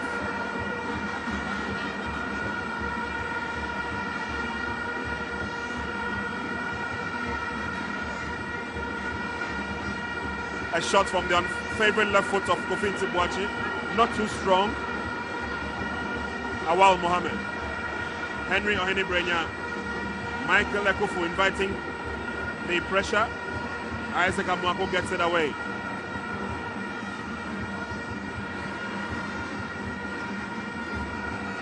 Yao Frimpong finds Ekufu, lays on the pass, is dealt with by Albeth Osei. Out into touch it goes. And the throw-in will go to Tema Youth.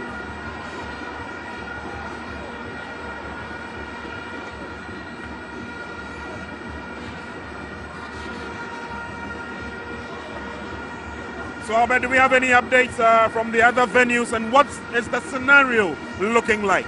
Well, as it stands now, Mighty Jets, who are drawing away to Brecum Chelsea, will go on to 28 points. Will not be good enough for them. Betem United also drawing to New Edubiasi in Bekwai will go on to 30 points.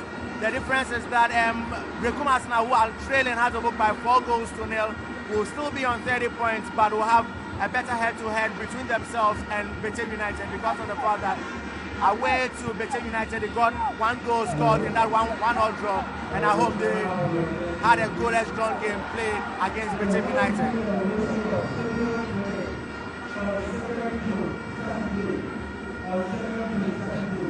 Kenneth Owusu clears out.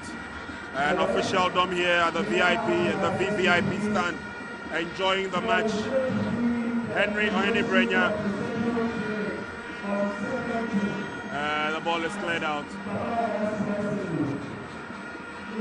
Yao Frimpong.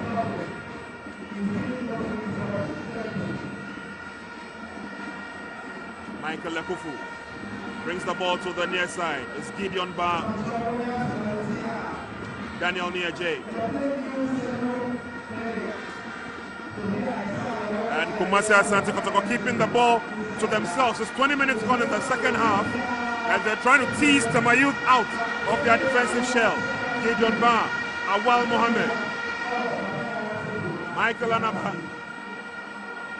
And the fans are happy, aren't they? Kotoko still keeping the ball to themselves. This time is a long one by Awal. Ball read by Oninku. Good recovery by Stephen Tete.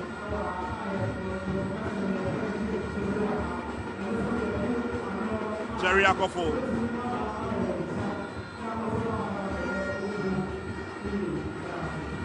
Well, 3 teams bounced to the Premiership this season. Tema Youth was one of them.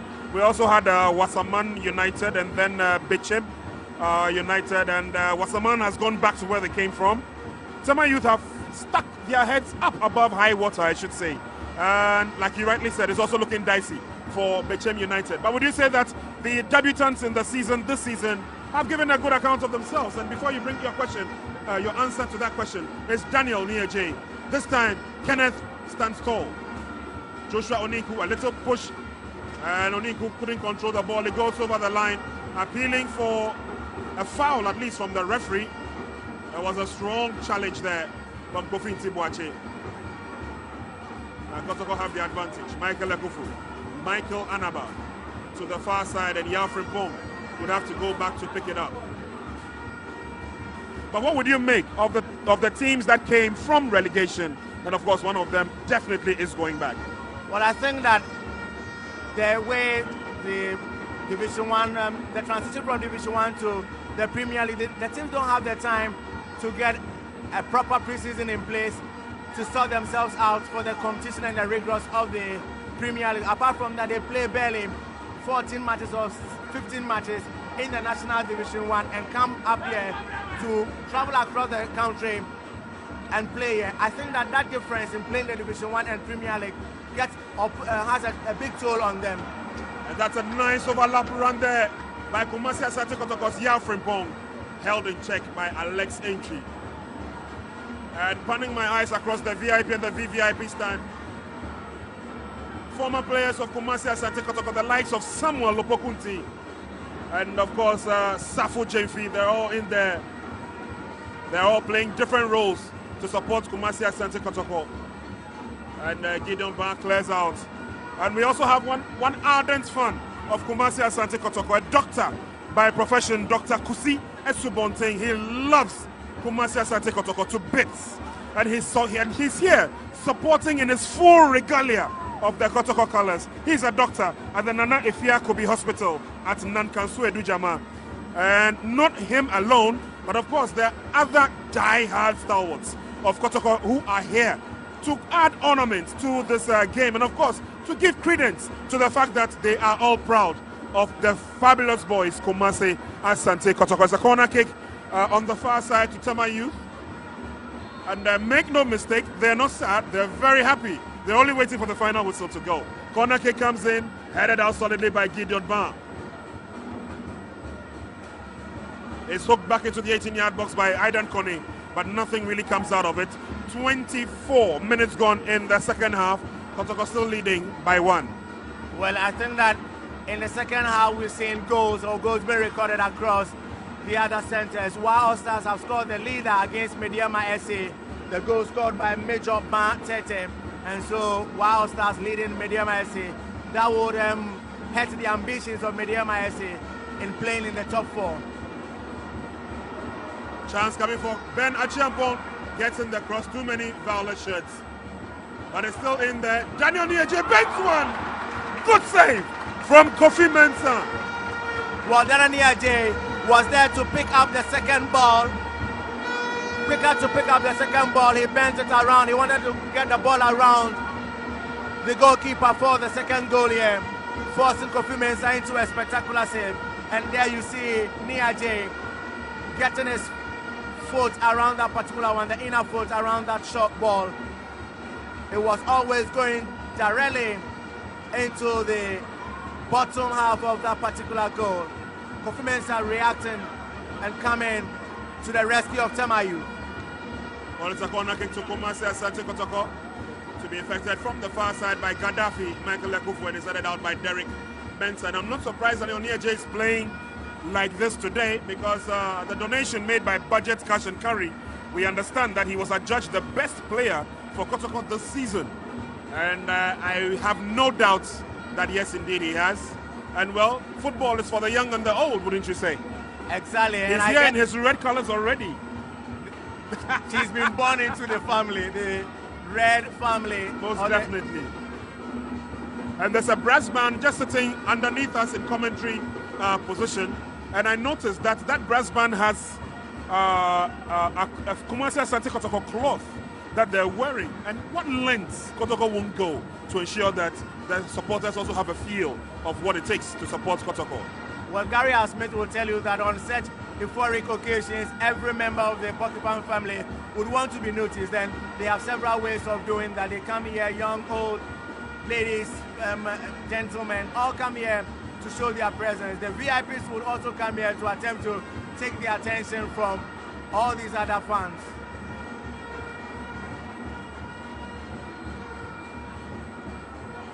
Free kick advantage to Tema. Quickly effected. Derek Mensah. And Tema still finding it difficult to break. I beg your pardon, the resolve of Kumasi Asante Kotoko. Oninku Joshua. Threads a pass through. Down goes Aidan Kone. And that's the reason why Michael Ekufu, the culprit. Game will continue. Chipped forward by Stephen Tete. Good recovery by Gideon Ba.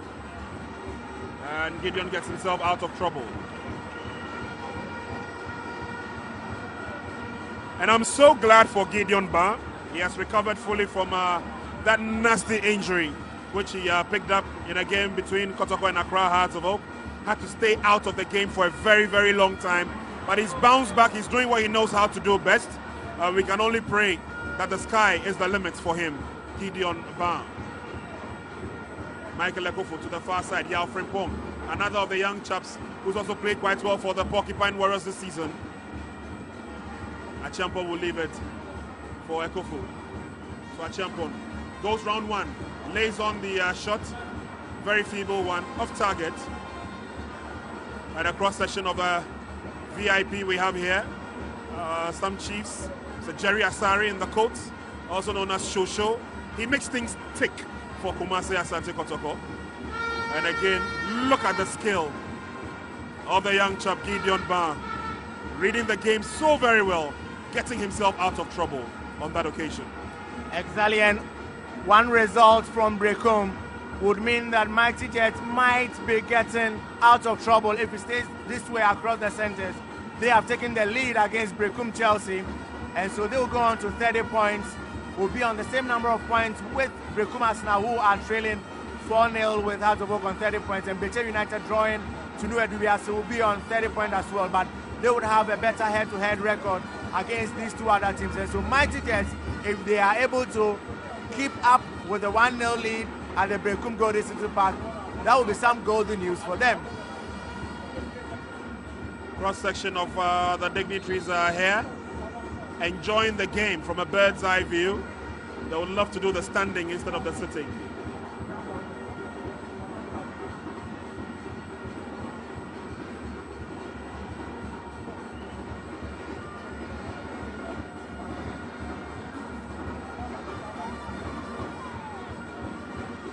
Throw in by Kotoko. Gideon Ba will effect it.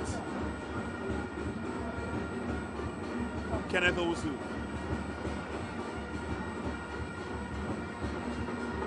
And they're moving forward. It's a strong run there. A little bit of shirt pulling. Referee would have none of that. The game will continue. Daniel Apia in the thick of affairs. And I can see Nicholas Oje warming up. Ben Achiampong is 1 against 2, but the flag is already up for offside.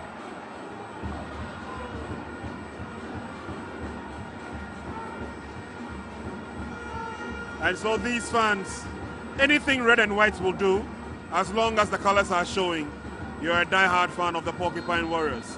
And they're here in their numbers just to show their support for what is happening to their team today.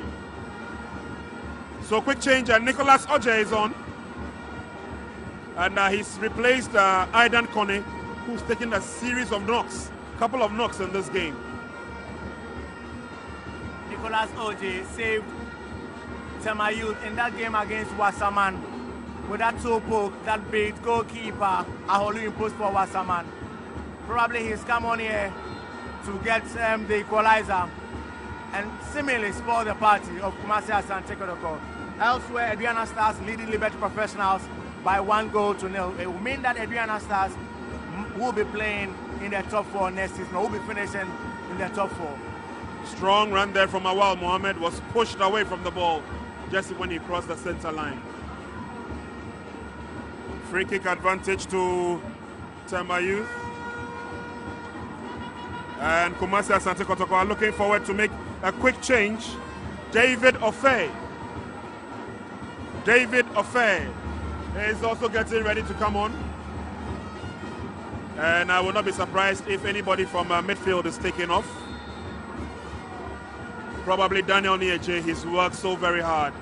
It could also be Michael Lekufu or Michael Anaba. Kenneth Owusu for Tema Youth. Daniel Apia. Apia, can he go around Gideon Ba? Gideon Ba takes a trip in the process. The advantage will go the way of Kotoko.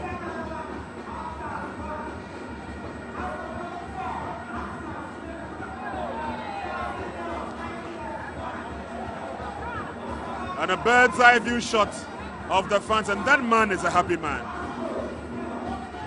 Colorful here at the Baba Yara Sports Stadium. Well, I can't begrudge you, sir, on my screen. I know, yes, I believe you are a die-hard Kotoko fan. So Daniel Nieje is coming off, and it's David Osei who will see to the end of the game. We're into the last 13 minutes of this match. David Osei, his first touch. Ball goes out. Nicholas Oje wins the throw-in.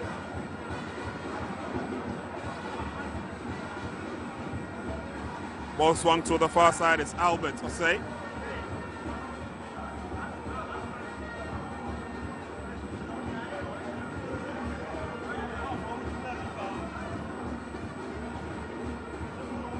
And footer by Gideon Ban. Referee says play on. This Daniel Apia keeps the ball in play. Ball goes out. Has he won the throw-in? Yes, he has. Quick throw-in. Awal Mohammed to the rescue. Clears his lines solidly. Stephen Tete joining the attack. David Osei goes down. Free kick advantage. And not only are the men enjoying the game, but the ladies are doing so as well. And I won't pass any comments about other things we're seeing. But Prince Owusu, the coach of Tema Youth, not too happy about one thing or the other.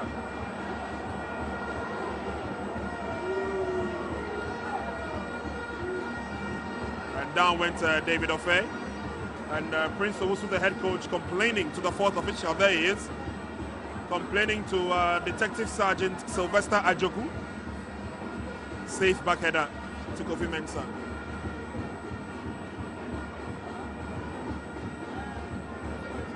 And so it's all smiles on the faces of the Kotoko faithful. And I'm sure they're only waiting for the next 10 minutes. And then the party will begin.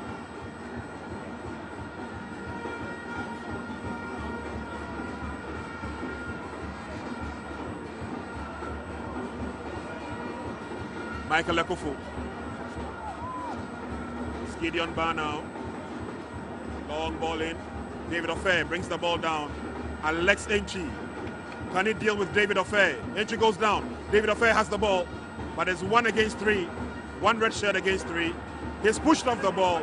David Osei is told to get up by Samuel JC, the referee. I think his thoughts were that he took a dive.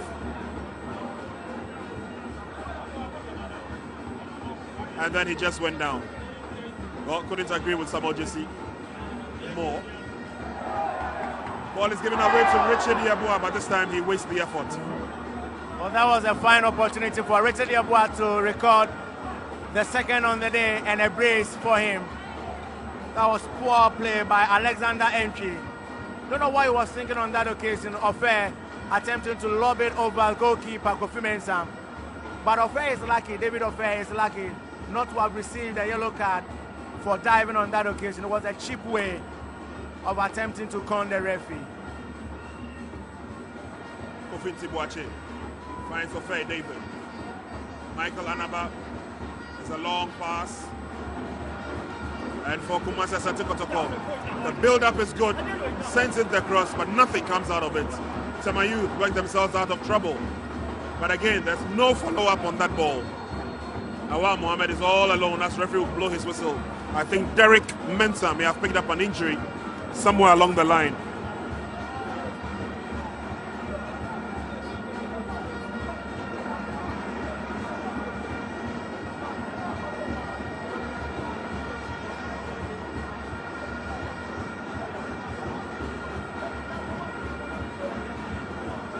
Temporary hold up.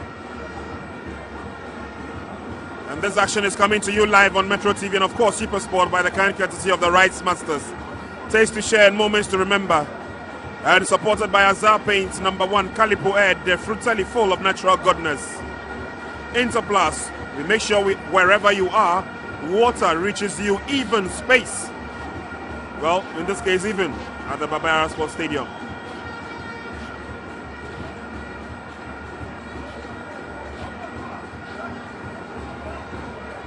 Gideon Bar. And I think the success story of Gideon Bar's relationship with MTN still continuing after winning the Premier Edition of the MTN Soccer Academy. Well, he's winning the Ghana Globe Premier League title with Kumasi Asante Kotoko, who are supported by MTN. Yao Frimpong, a bit too much the run, over elaboration, wanting to do it all, and eventually doing nothing. Henry Brenya in defense. Easy clearance. Headed on by Yeboah. It's Yao Frimpong now. In Tibuachi Kofi.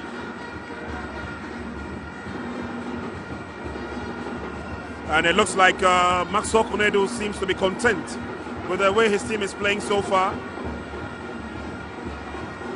Anaba Michael.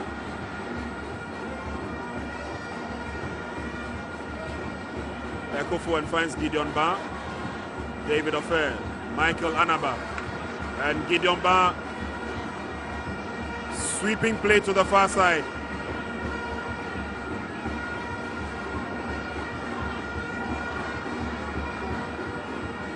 And ball comes to Awal Mohammed. David Ofer. And Kotoko is a stroll in the park currently. No opposition at all from Tema Youth. Chasing their shadows, if you want to call it that. We have 6 minutes remaining in this match.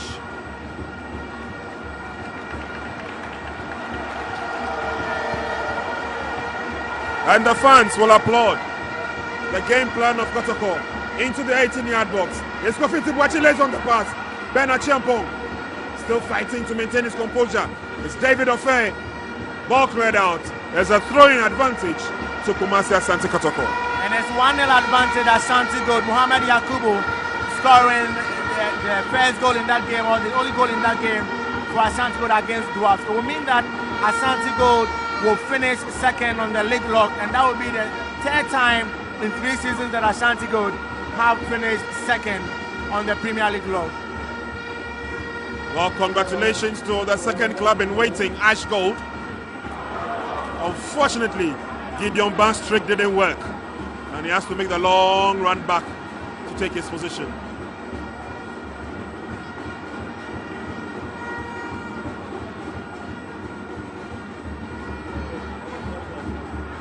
Oninku gives the ball away. Kumasi Asante Kotoko.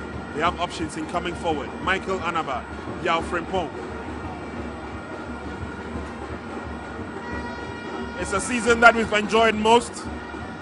Of course, the league being sponsored by Globacom Communications. Crossed by Francis Na. Henry Brenya. Timely clearance. It doesn't go too far, but they got the job done. That was a dangerous attempt at clearing the ball by Henry Brenya. I would want to see it once again whether he connected with the man or the ball, but from the first time I'd seen it, I thought that it was the ball. And you see him coming here with Nicolas Oninku. It was the ball, but it was really pretty dangerous. Had he not connected with the ball, it would have been a penalty and a sending of Henry Brenya reading it so well and getting his tackle right.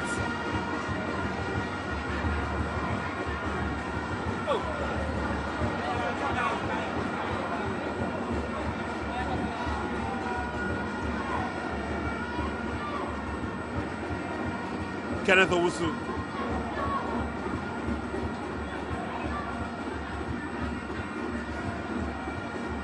Now Tema Youth, can they get a face-saving equalizing goal? Oniko Joshua lays on the pass to Stephen Tete. Oniko still holding on to the ball, trying a little bit of a trickery there. And Gideon Bar stands tall. Again, this youngster. What a game he's having, Gideon Bar. He plays with a lot of confidence. And he's so sure of himself. That is the young man, formerly a pupil of St. Theresa School, North Kaneshie in Accra. And now, one of Ghana's finest left fullbacks. Well, he's done well in this game. I would only hope that in the off-season, he will keep his discipline, work harder, and come back a better player than we've seen him in the last few games for Asante Kotoko. For him to have gone down for nearly 2 years with that injury and coming back to play this way shows or tells of his mental attitude in the game. And Kumasi Asante Kotoko would probably want to bring on a last sub in the person of Nephew. And Nephew will be taking the place of Ben Achampong.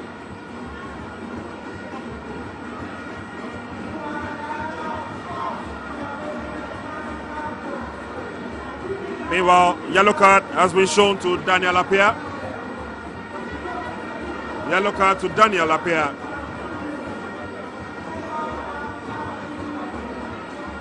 Last-ditch instructions being issued out by Prince Owusu, the head coach. He's been supported by Francis Hoku, the assistant coach. And sometimes the assistant coaches are not made mention of.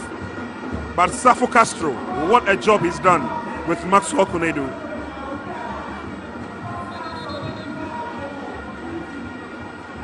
Ben Achampong is coming off.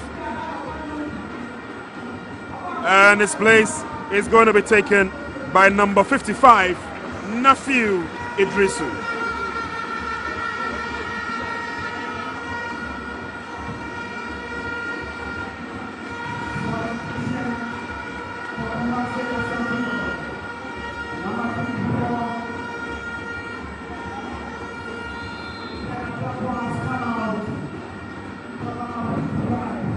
Awal Mohammed, it's a long ball towards Nafiu Idrisu. He's been beaten to it. Offside, the flag was up. Kick quickly effected. Derek. Jerry Akofo. And Tema Youth, they played so very well, Albeth Osei. Unfortunately, they just haven't gotten that equalizing goal. Daniel Appiah.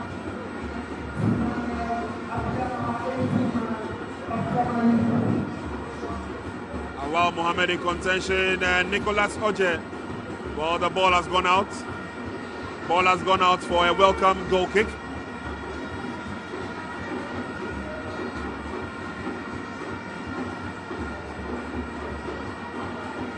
We have done 90 minutes of action here at the Baba Yara Sports Stadium. And the signal has been given that we're going to be playing 3 minutes of time added on. 3 minutes of time added on. And Nephew, Kenneth Owusu under pressure. And Kenneth clears his lines. So it's not a done deal yet for Kotoko. They're still probing for goal number 2.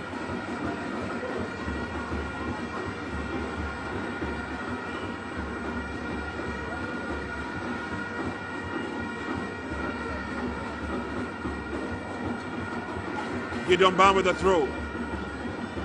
Gideon sends in a sensible cross. The flick is on. Headed out by Jerry Akofo.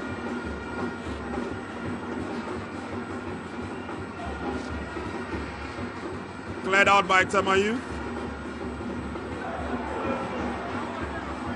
And Gideon Ban holds the fort so very well. We're into the last 2 minutes. Or time added on of 2 minutes.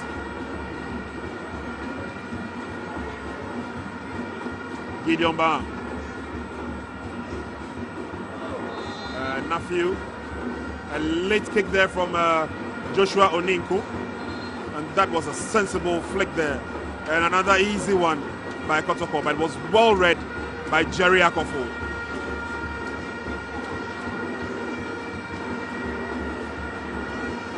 Nafiu Idrisu. Down in some pain. He came on not too long ago for Ben Achampong. And so we're into the last minutes of time added on in this match. We're into the last minute of time added on in this match.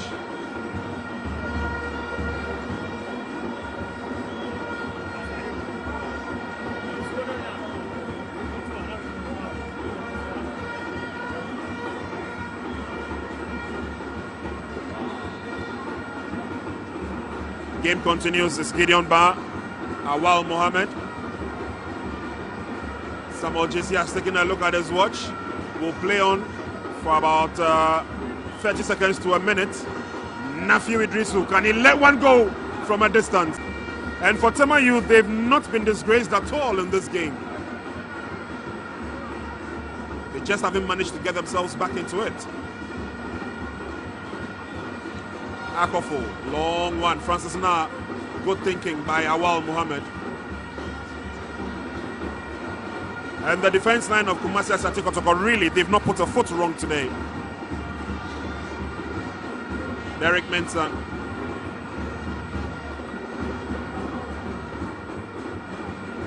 And Kofi Ntibwache is 1 against 3. Referee has blown his whistle. And the fans know that it's all over. The fans will start the jubilation. Kumasi Asante Kotoko are the league champions for the Ghana Globe Premier League 2011-2012. It's been fun. It's been solid play from Kumasi Asante Kotoko. Maxwell Konedu has kept faith with his charges, and they have not let them down. It's been super. It's been tremendous. And eventually, it's all over. 30 weeks of action in the Ghana Globe Premier League. Ably sponsored by Glow. And what a season we have had. It's full time here. Thank you so very much. My name is Prince Anand, bringing you commentary in this last match of the season. But we definitely will be staying tabs with you, because next season we'll be bouncing back with more action. The final score, Kumasi Asante Kotoko 1, Tema Youth 0. Kumasi Asante Kotoko are the league champions.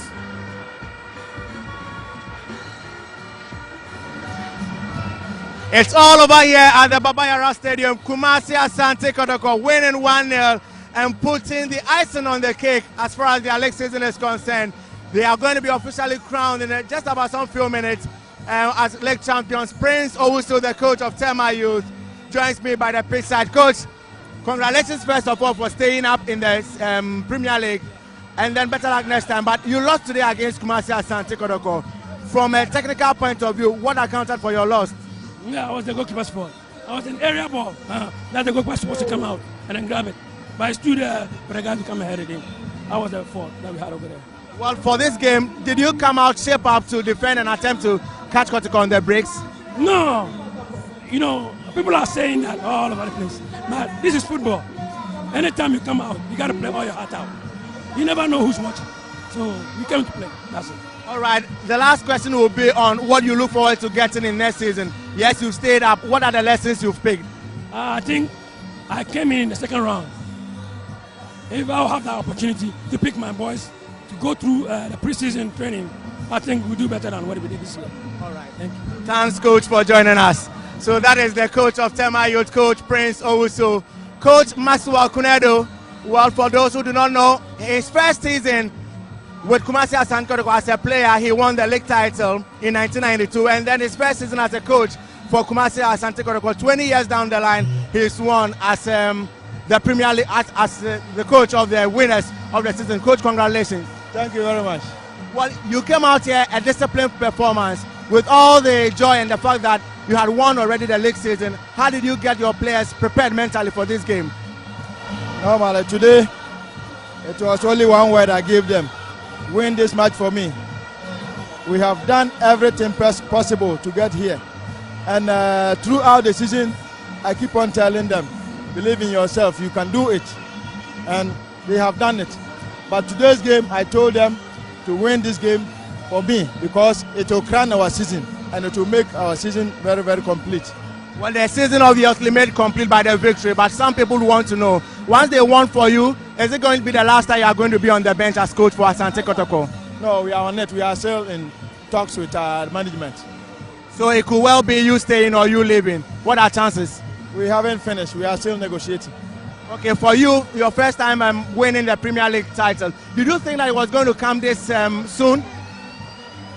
I knew this team was going to do well from next year, but the boys have, played so well this season that it has, surprised me. I mean, we didn't expect the trophy this year. We were thinking from next year, yes, it was possible, but hey, this is football for you. Well, you look for life after this particular season. We'll see whether you will still be here as coach of Asante Kotoko or the national team or whatever capacity you'll be in. But for the fans of Asante Kotoko, what word would you have for them? I have to thank them very much for supporting us from the beginning of the season to the very last match. This match is for them. We thank them very much. Well, I said finally, but this one finally. Throughout the course of the season, at what point did you believe that the victory was going to be yours? You've mentioned that you were looking to next season to win, but throughout the course of this season, at what point did you feel this is our title to take? When we drew Adriana and Chelsea away. All right, coach, thanks for speaking to us. So that was the coach of Kumasi Asante Kotoko, and currently the deputy coach of the Black Stars. He says that when they drew those games against Adriana Stars and Brekum Chelsea, then he knew that Asante Kotoko would win. Icing on the cake for Kumasi Asante Kotoko, Tema Youth staying up, but it's not too clear which of the teams who were in battle to survive will be staying up. Mighty Jets at the time were coming were leading 1-0 away to Brekum Chelsea. Bete United were down by 1-0 against Edubiase, and Arsenal were being hammered 4-0. So that's the story of the league so far. Just so that we don't get anything wrong, we'll just wait for the official confirmation from the GFA so that we can find out the teams that have been relegated. But one thing we do know for sure is that we have our champions here. Kotoko have already started wearing their white shirts with champions emblazoned on them, and you can see that we are going to have a special ceremony here. For those that always complain that Ghana don't big up our ceremonies enough, today I'm sure we are going to have a really, really good show. The cameras are going to pan to some of the things that Glow have in store, some of the decor and the things like that, and it's going to be a festive occasion here in Kumasi today, Albeth. Well, it looks to be a sea of activity here. Too many people coming into the arena. I hope that we get it right. But let's look to the course of the season. Kumasi Asante Kotoko obviously winning, but we've seen we've heard people argue that this has been the best. You have covered seasons in, seasons out. What will be your analysis of this season? Well, it's been a good season in terms of several things. The style with which Kotoko consistently went and built up the shape of their season. Hearts of Oak gave them a very big threat until about 6 or 7 games to go, and Hearts of Oak just got a couple of things wrong. Ash Gold were also in contention after Yaya Tampon was given the reins of power for Ash Gold, and we saw that things were going, and so it's been a very good season. I'm not sure whether it's been as good as the rest, but it's been certainly good. All right, Gary Alsmith will take a short leave of me. Dr. KK Sapon, the executive chairman for Kumasi Asante Kotoko, joins me by the pre-side. He wears a smile that will not give him away as a happy man, but I think that, Doctor, you will be happy as being the leader of this team that has won the league title. Congratulations anyway. Well, thank you very much. It's been a long journey. I would say that we are very, very happy to have won it and won it in style. That is all I can say at this moment. Well, the fans won't care about what went into or the cost to bring in this title, but from an administrative point of view, what was how was it to get Asante Kotoko winning the title after not winning so in the last 3 seasons? Well, it's all about discipline, getting the right players, very committed players, and indeed, we've worked towards it. A very strong technical bench and very stable management as well. Well, you've mentioned a stable management, strong technical bench. the future of your coach, Marcelo Cunedo, is in question. We asked him, he was evasive about it. Is he staying? Well, we wish Cunedo will stay with us. But even if he's going, just like we were able to identify him, we'll go and bring in a new person who will perform equally well. But we are very, very grateful to him. A wonderful young man, very humble, and he has a lot to offer this country. Well, am I getting the sense that you are dropping huge hints that Marcelo Cunedo will be leaving today? Well, if the GFA wants him for national assignment, what can we say? We'll certainly sacrifice him. But like I'm assuring all our teaming supporters, we will surely bring in somebody else who will be equally up to the task. Okay, finally, life after this season, you will be looking forward to Africa, going into Africa, and then next season. What are the immediate plans? We are going to go to the drawing board, and I believe we'll be able to map up the right strategy to perform well in Africa as well. All right, sir, thanks for speaking to us. And so that was Dr. KK Sapon, the executive chairman of Kumasi Asante Kotoko. We'll go for a quick commercial break. We'll come back to do a lot more of the discussions here by the pitch side and then the presentation. So we'll go for a quick commercial break and we'll come back to do more of the interviews here and then catch up with the interesting pictures here at the Baba Stadium at Kotoko. We'll be crowned today as the league champions. Well, we're back from the commercial break. We'll be speaking to a representative from Glow, and then we'll do more discussions here by the pitch side. Dominic Icha is the representative from Glow. He joins me by the pitch side. Sir, thanks for joining me. Thank you, it's a pleasure. Well, over the course of 30 matches in this season, what would Glow's impressions be of the league so far? It's been our utmost pride to support football in Ghana. We sponsor the Premier League. We sponsor the Black Stars of Ghana. And the Premier League this season has been very, very challenging and very, very successful. Today's match has been won by the winners of the league themselves, and we're very proud to be associated with this event as always. As you know, Glow is the proud sponsor of the Premier League, and we are proud to be here to identify with Ghanaians and the passion for football. Well, thanks for that. But quickly, let me ask you this. In the 3 years you've been around as sponsors, you were not operational. What should we expect from you as one of the telecommunication networks in the country for next season and years to come? If you have supported football in Ghana this far, even when we had not launched operations, you can imagine how much further Glow would support football now that we are operational, and we have seen how Ghanaians have welcomed our network, and we shall go to greater heights together, football and Glow in Ghana. All right, sir, Mr. Dominic Icha, we thank you. The representative from Glow who just spoke to us. We'll be speaking to Gideon Ban, who's had a brilliant game this afternoon, crowned as the man of the match. And so it's an icing on his own cake. A horrific injury. He's come back to play for Asante Kotoko, getting goals for them. And today he's had a solid game and crowned man of the match. On a personal level, what would you say? I think I'm happy about my performance today. It's not been easy. Judging from the way we started the game, Tema Youth gave us a very tough game, and by the grace of God, we were able to suppress them and win today's game. So personally, I feel very happy, and I feel very happy to be part of the Kotoko squad who won the league this year. Well, you've been here for a couple of seasons. The last 2 years you've not played. This season, very late in the season, then you came back. What should we be expecting from you for next season? I think my fans should expect nothing but the best.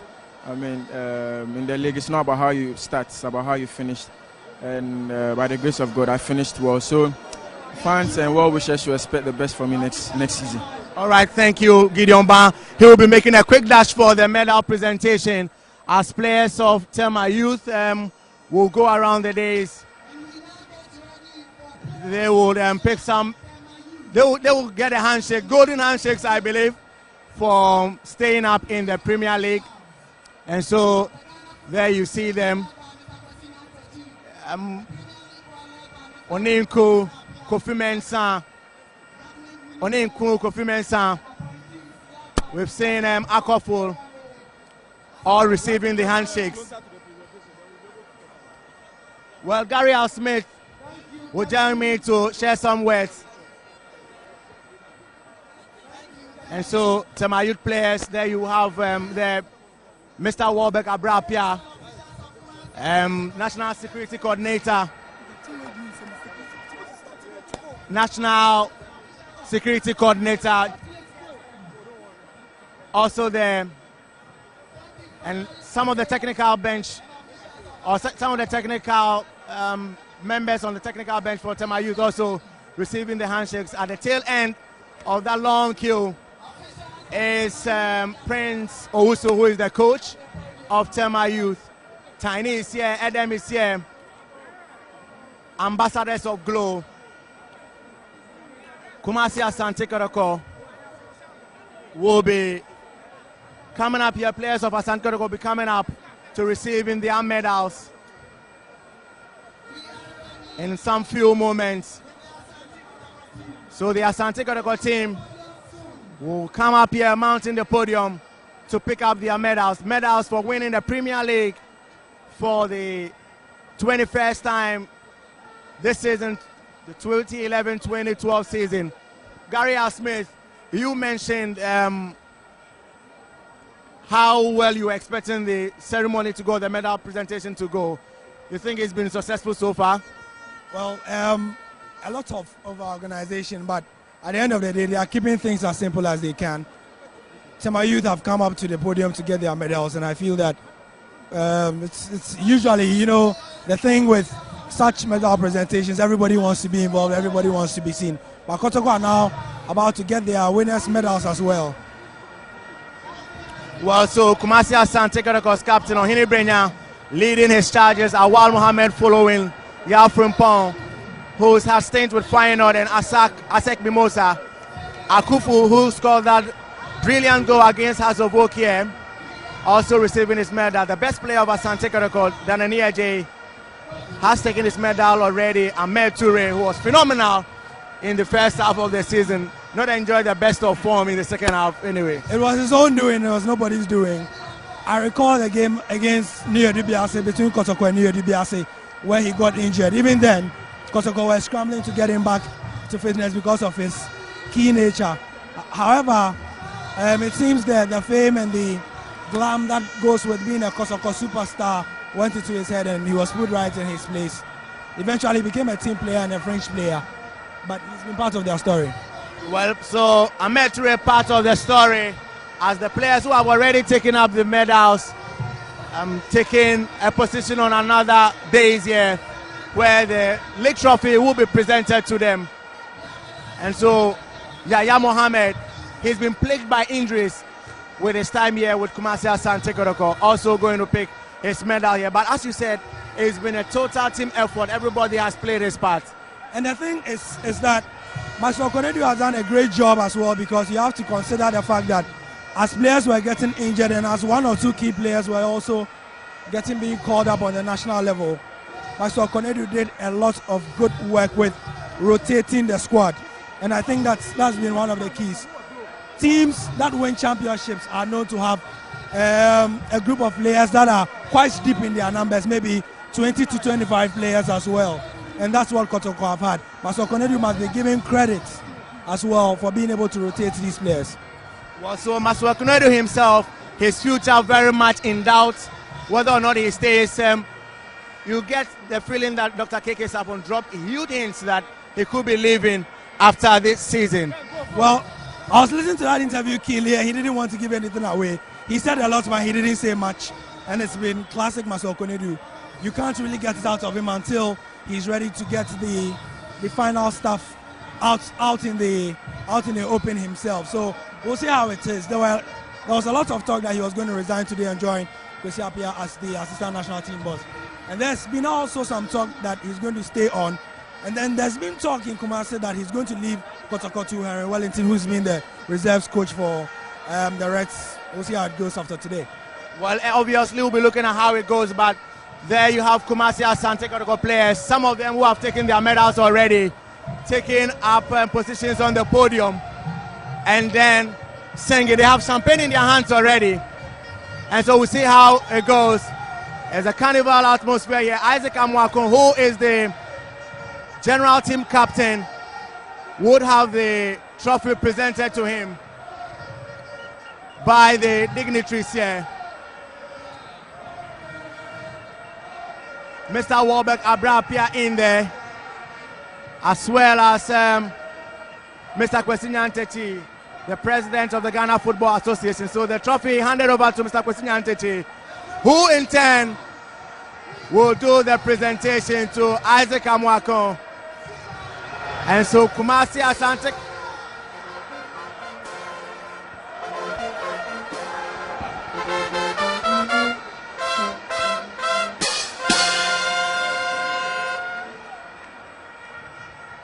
So the Premier League trophy presented to Isaac Amoako. He hoists it up.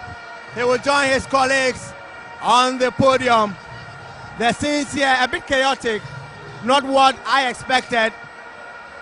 The organization leaves much to be desired. For a team that has been crowned after 30 matches, you would not want to have what we are seeing here. But Kotoko will not mind. They have won it, and they have won it in grand style. Well, certainly they've got a 1-0 win to crown it all up. I mean, also all that ends well. It's time to give them the trophy. Isaac Amoako has taken the trophy. He and Awa Mohammed are jostling over who is going to do the lifting. Well, as they jostle to do who is going to do the lifting, the cameras will struggle to pick it up, while Asante Kotoko have won the Premier League title for the 2011-2012 season.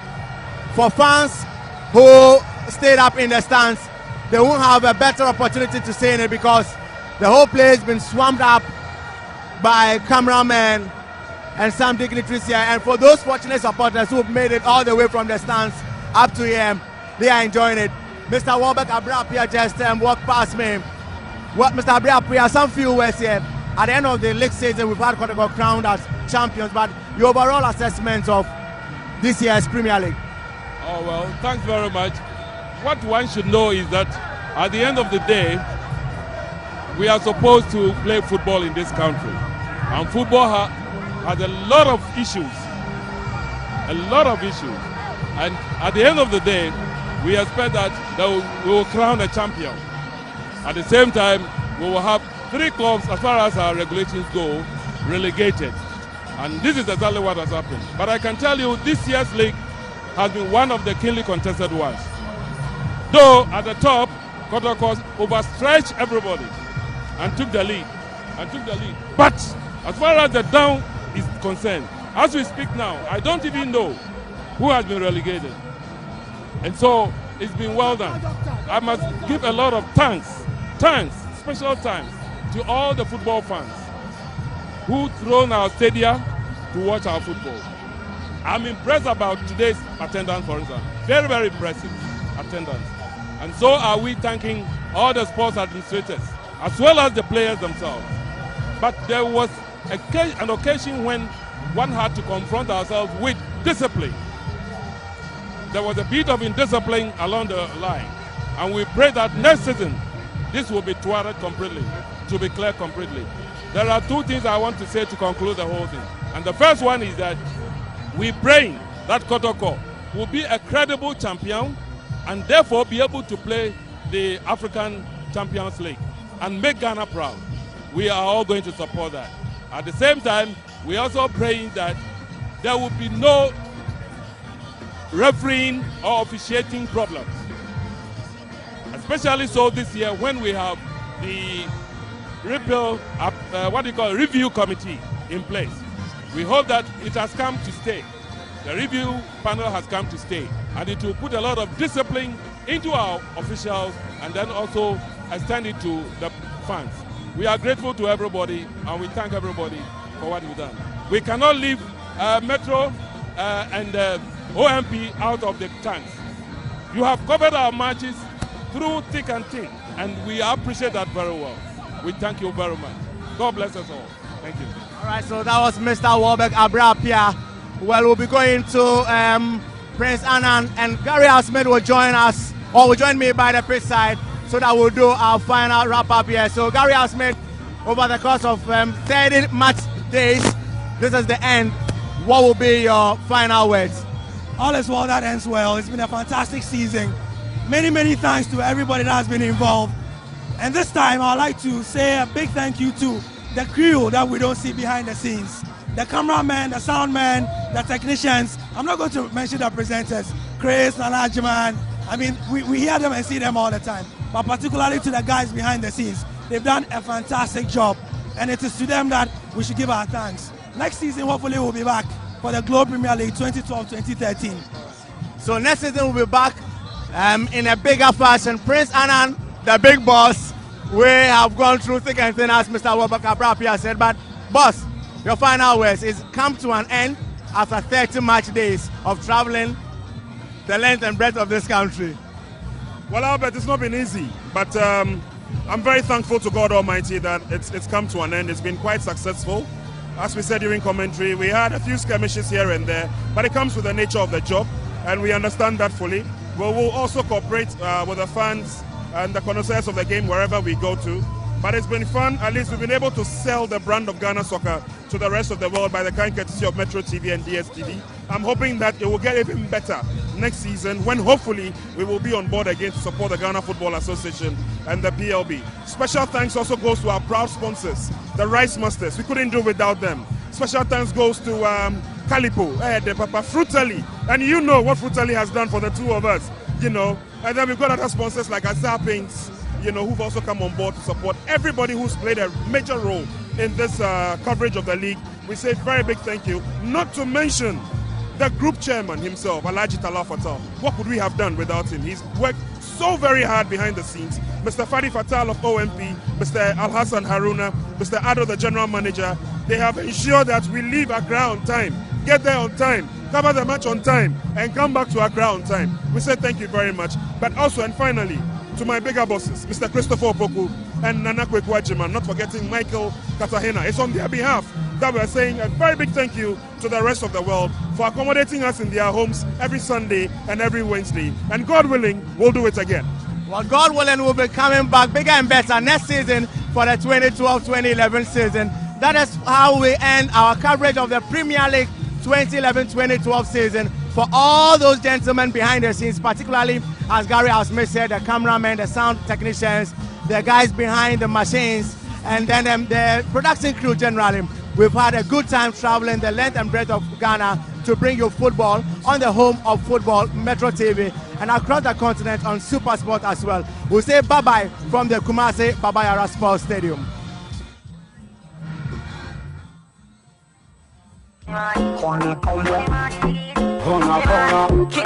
Kill the beats, kill the beats, kill the beats, kill the beats. Corner. She won't commit for the corner bar. So meet your corner bra. So meet is a diabetes and a surgery or shower. Feel it for the mujoa. One pumpty over. She the one that's back and be one munjan in the Akjuagaga. Those with corner rider. For your cool, so I am there. Rider, fishing your clay, PM wider, a year there.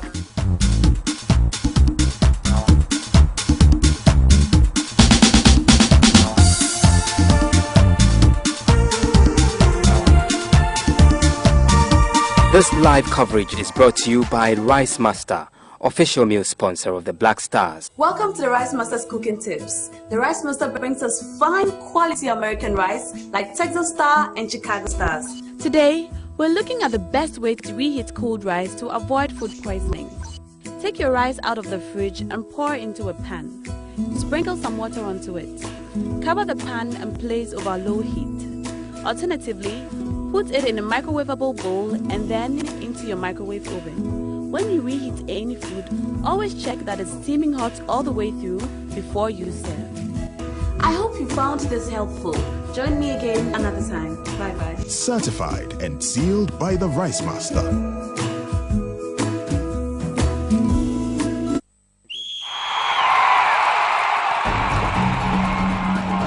Kotoko wants to beat hearts. Chelsea wants to dismiss the Ghana Stars. Hearts of Lions want to defeat Arsenals. Mediama wants to humble Dubiase. All Stars want to beat Ash Gold. Dwarfs want to crush Liberty. Mighty Jets want to shoot down the Chain United. Wasserman wants Tema Youth out. Everybody wants to win the Globe Premier League and nobody wants to be relegated. Thankfully, there is one thing we all want to stay. Football, because it's our pride and we love to see the game played over and over again. Globe, proud sponsor of the Globe Ghana Premier League.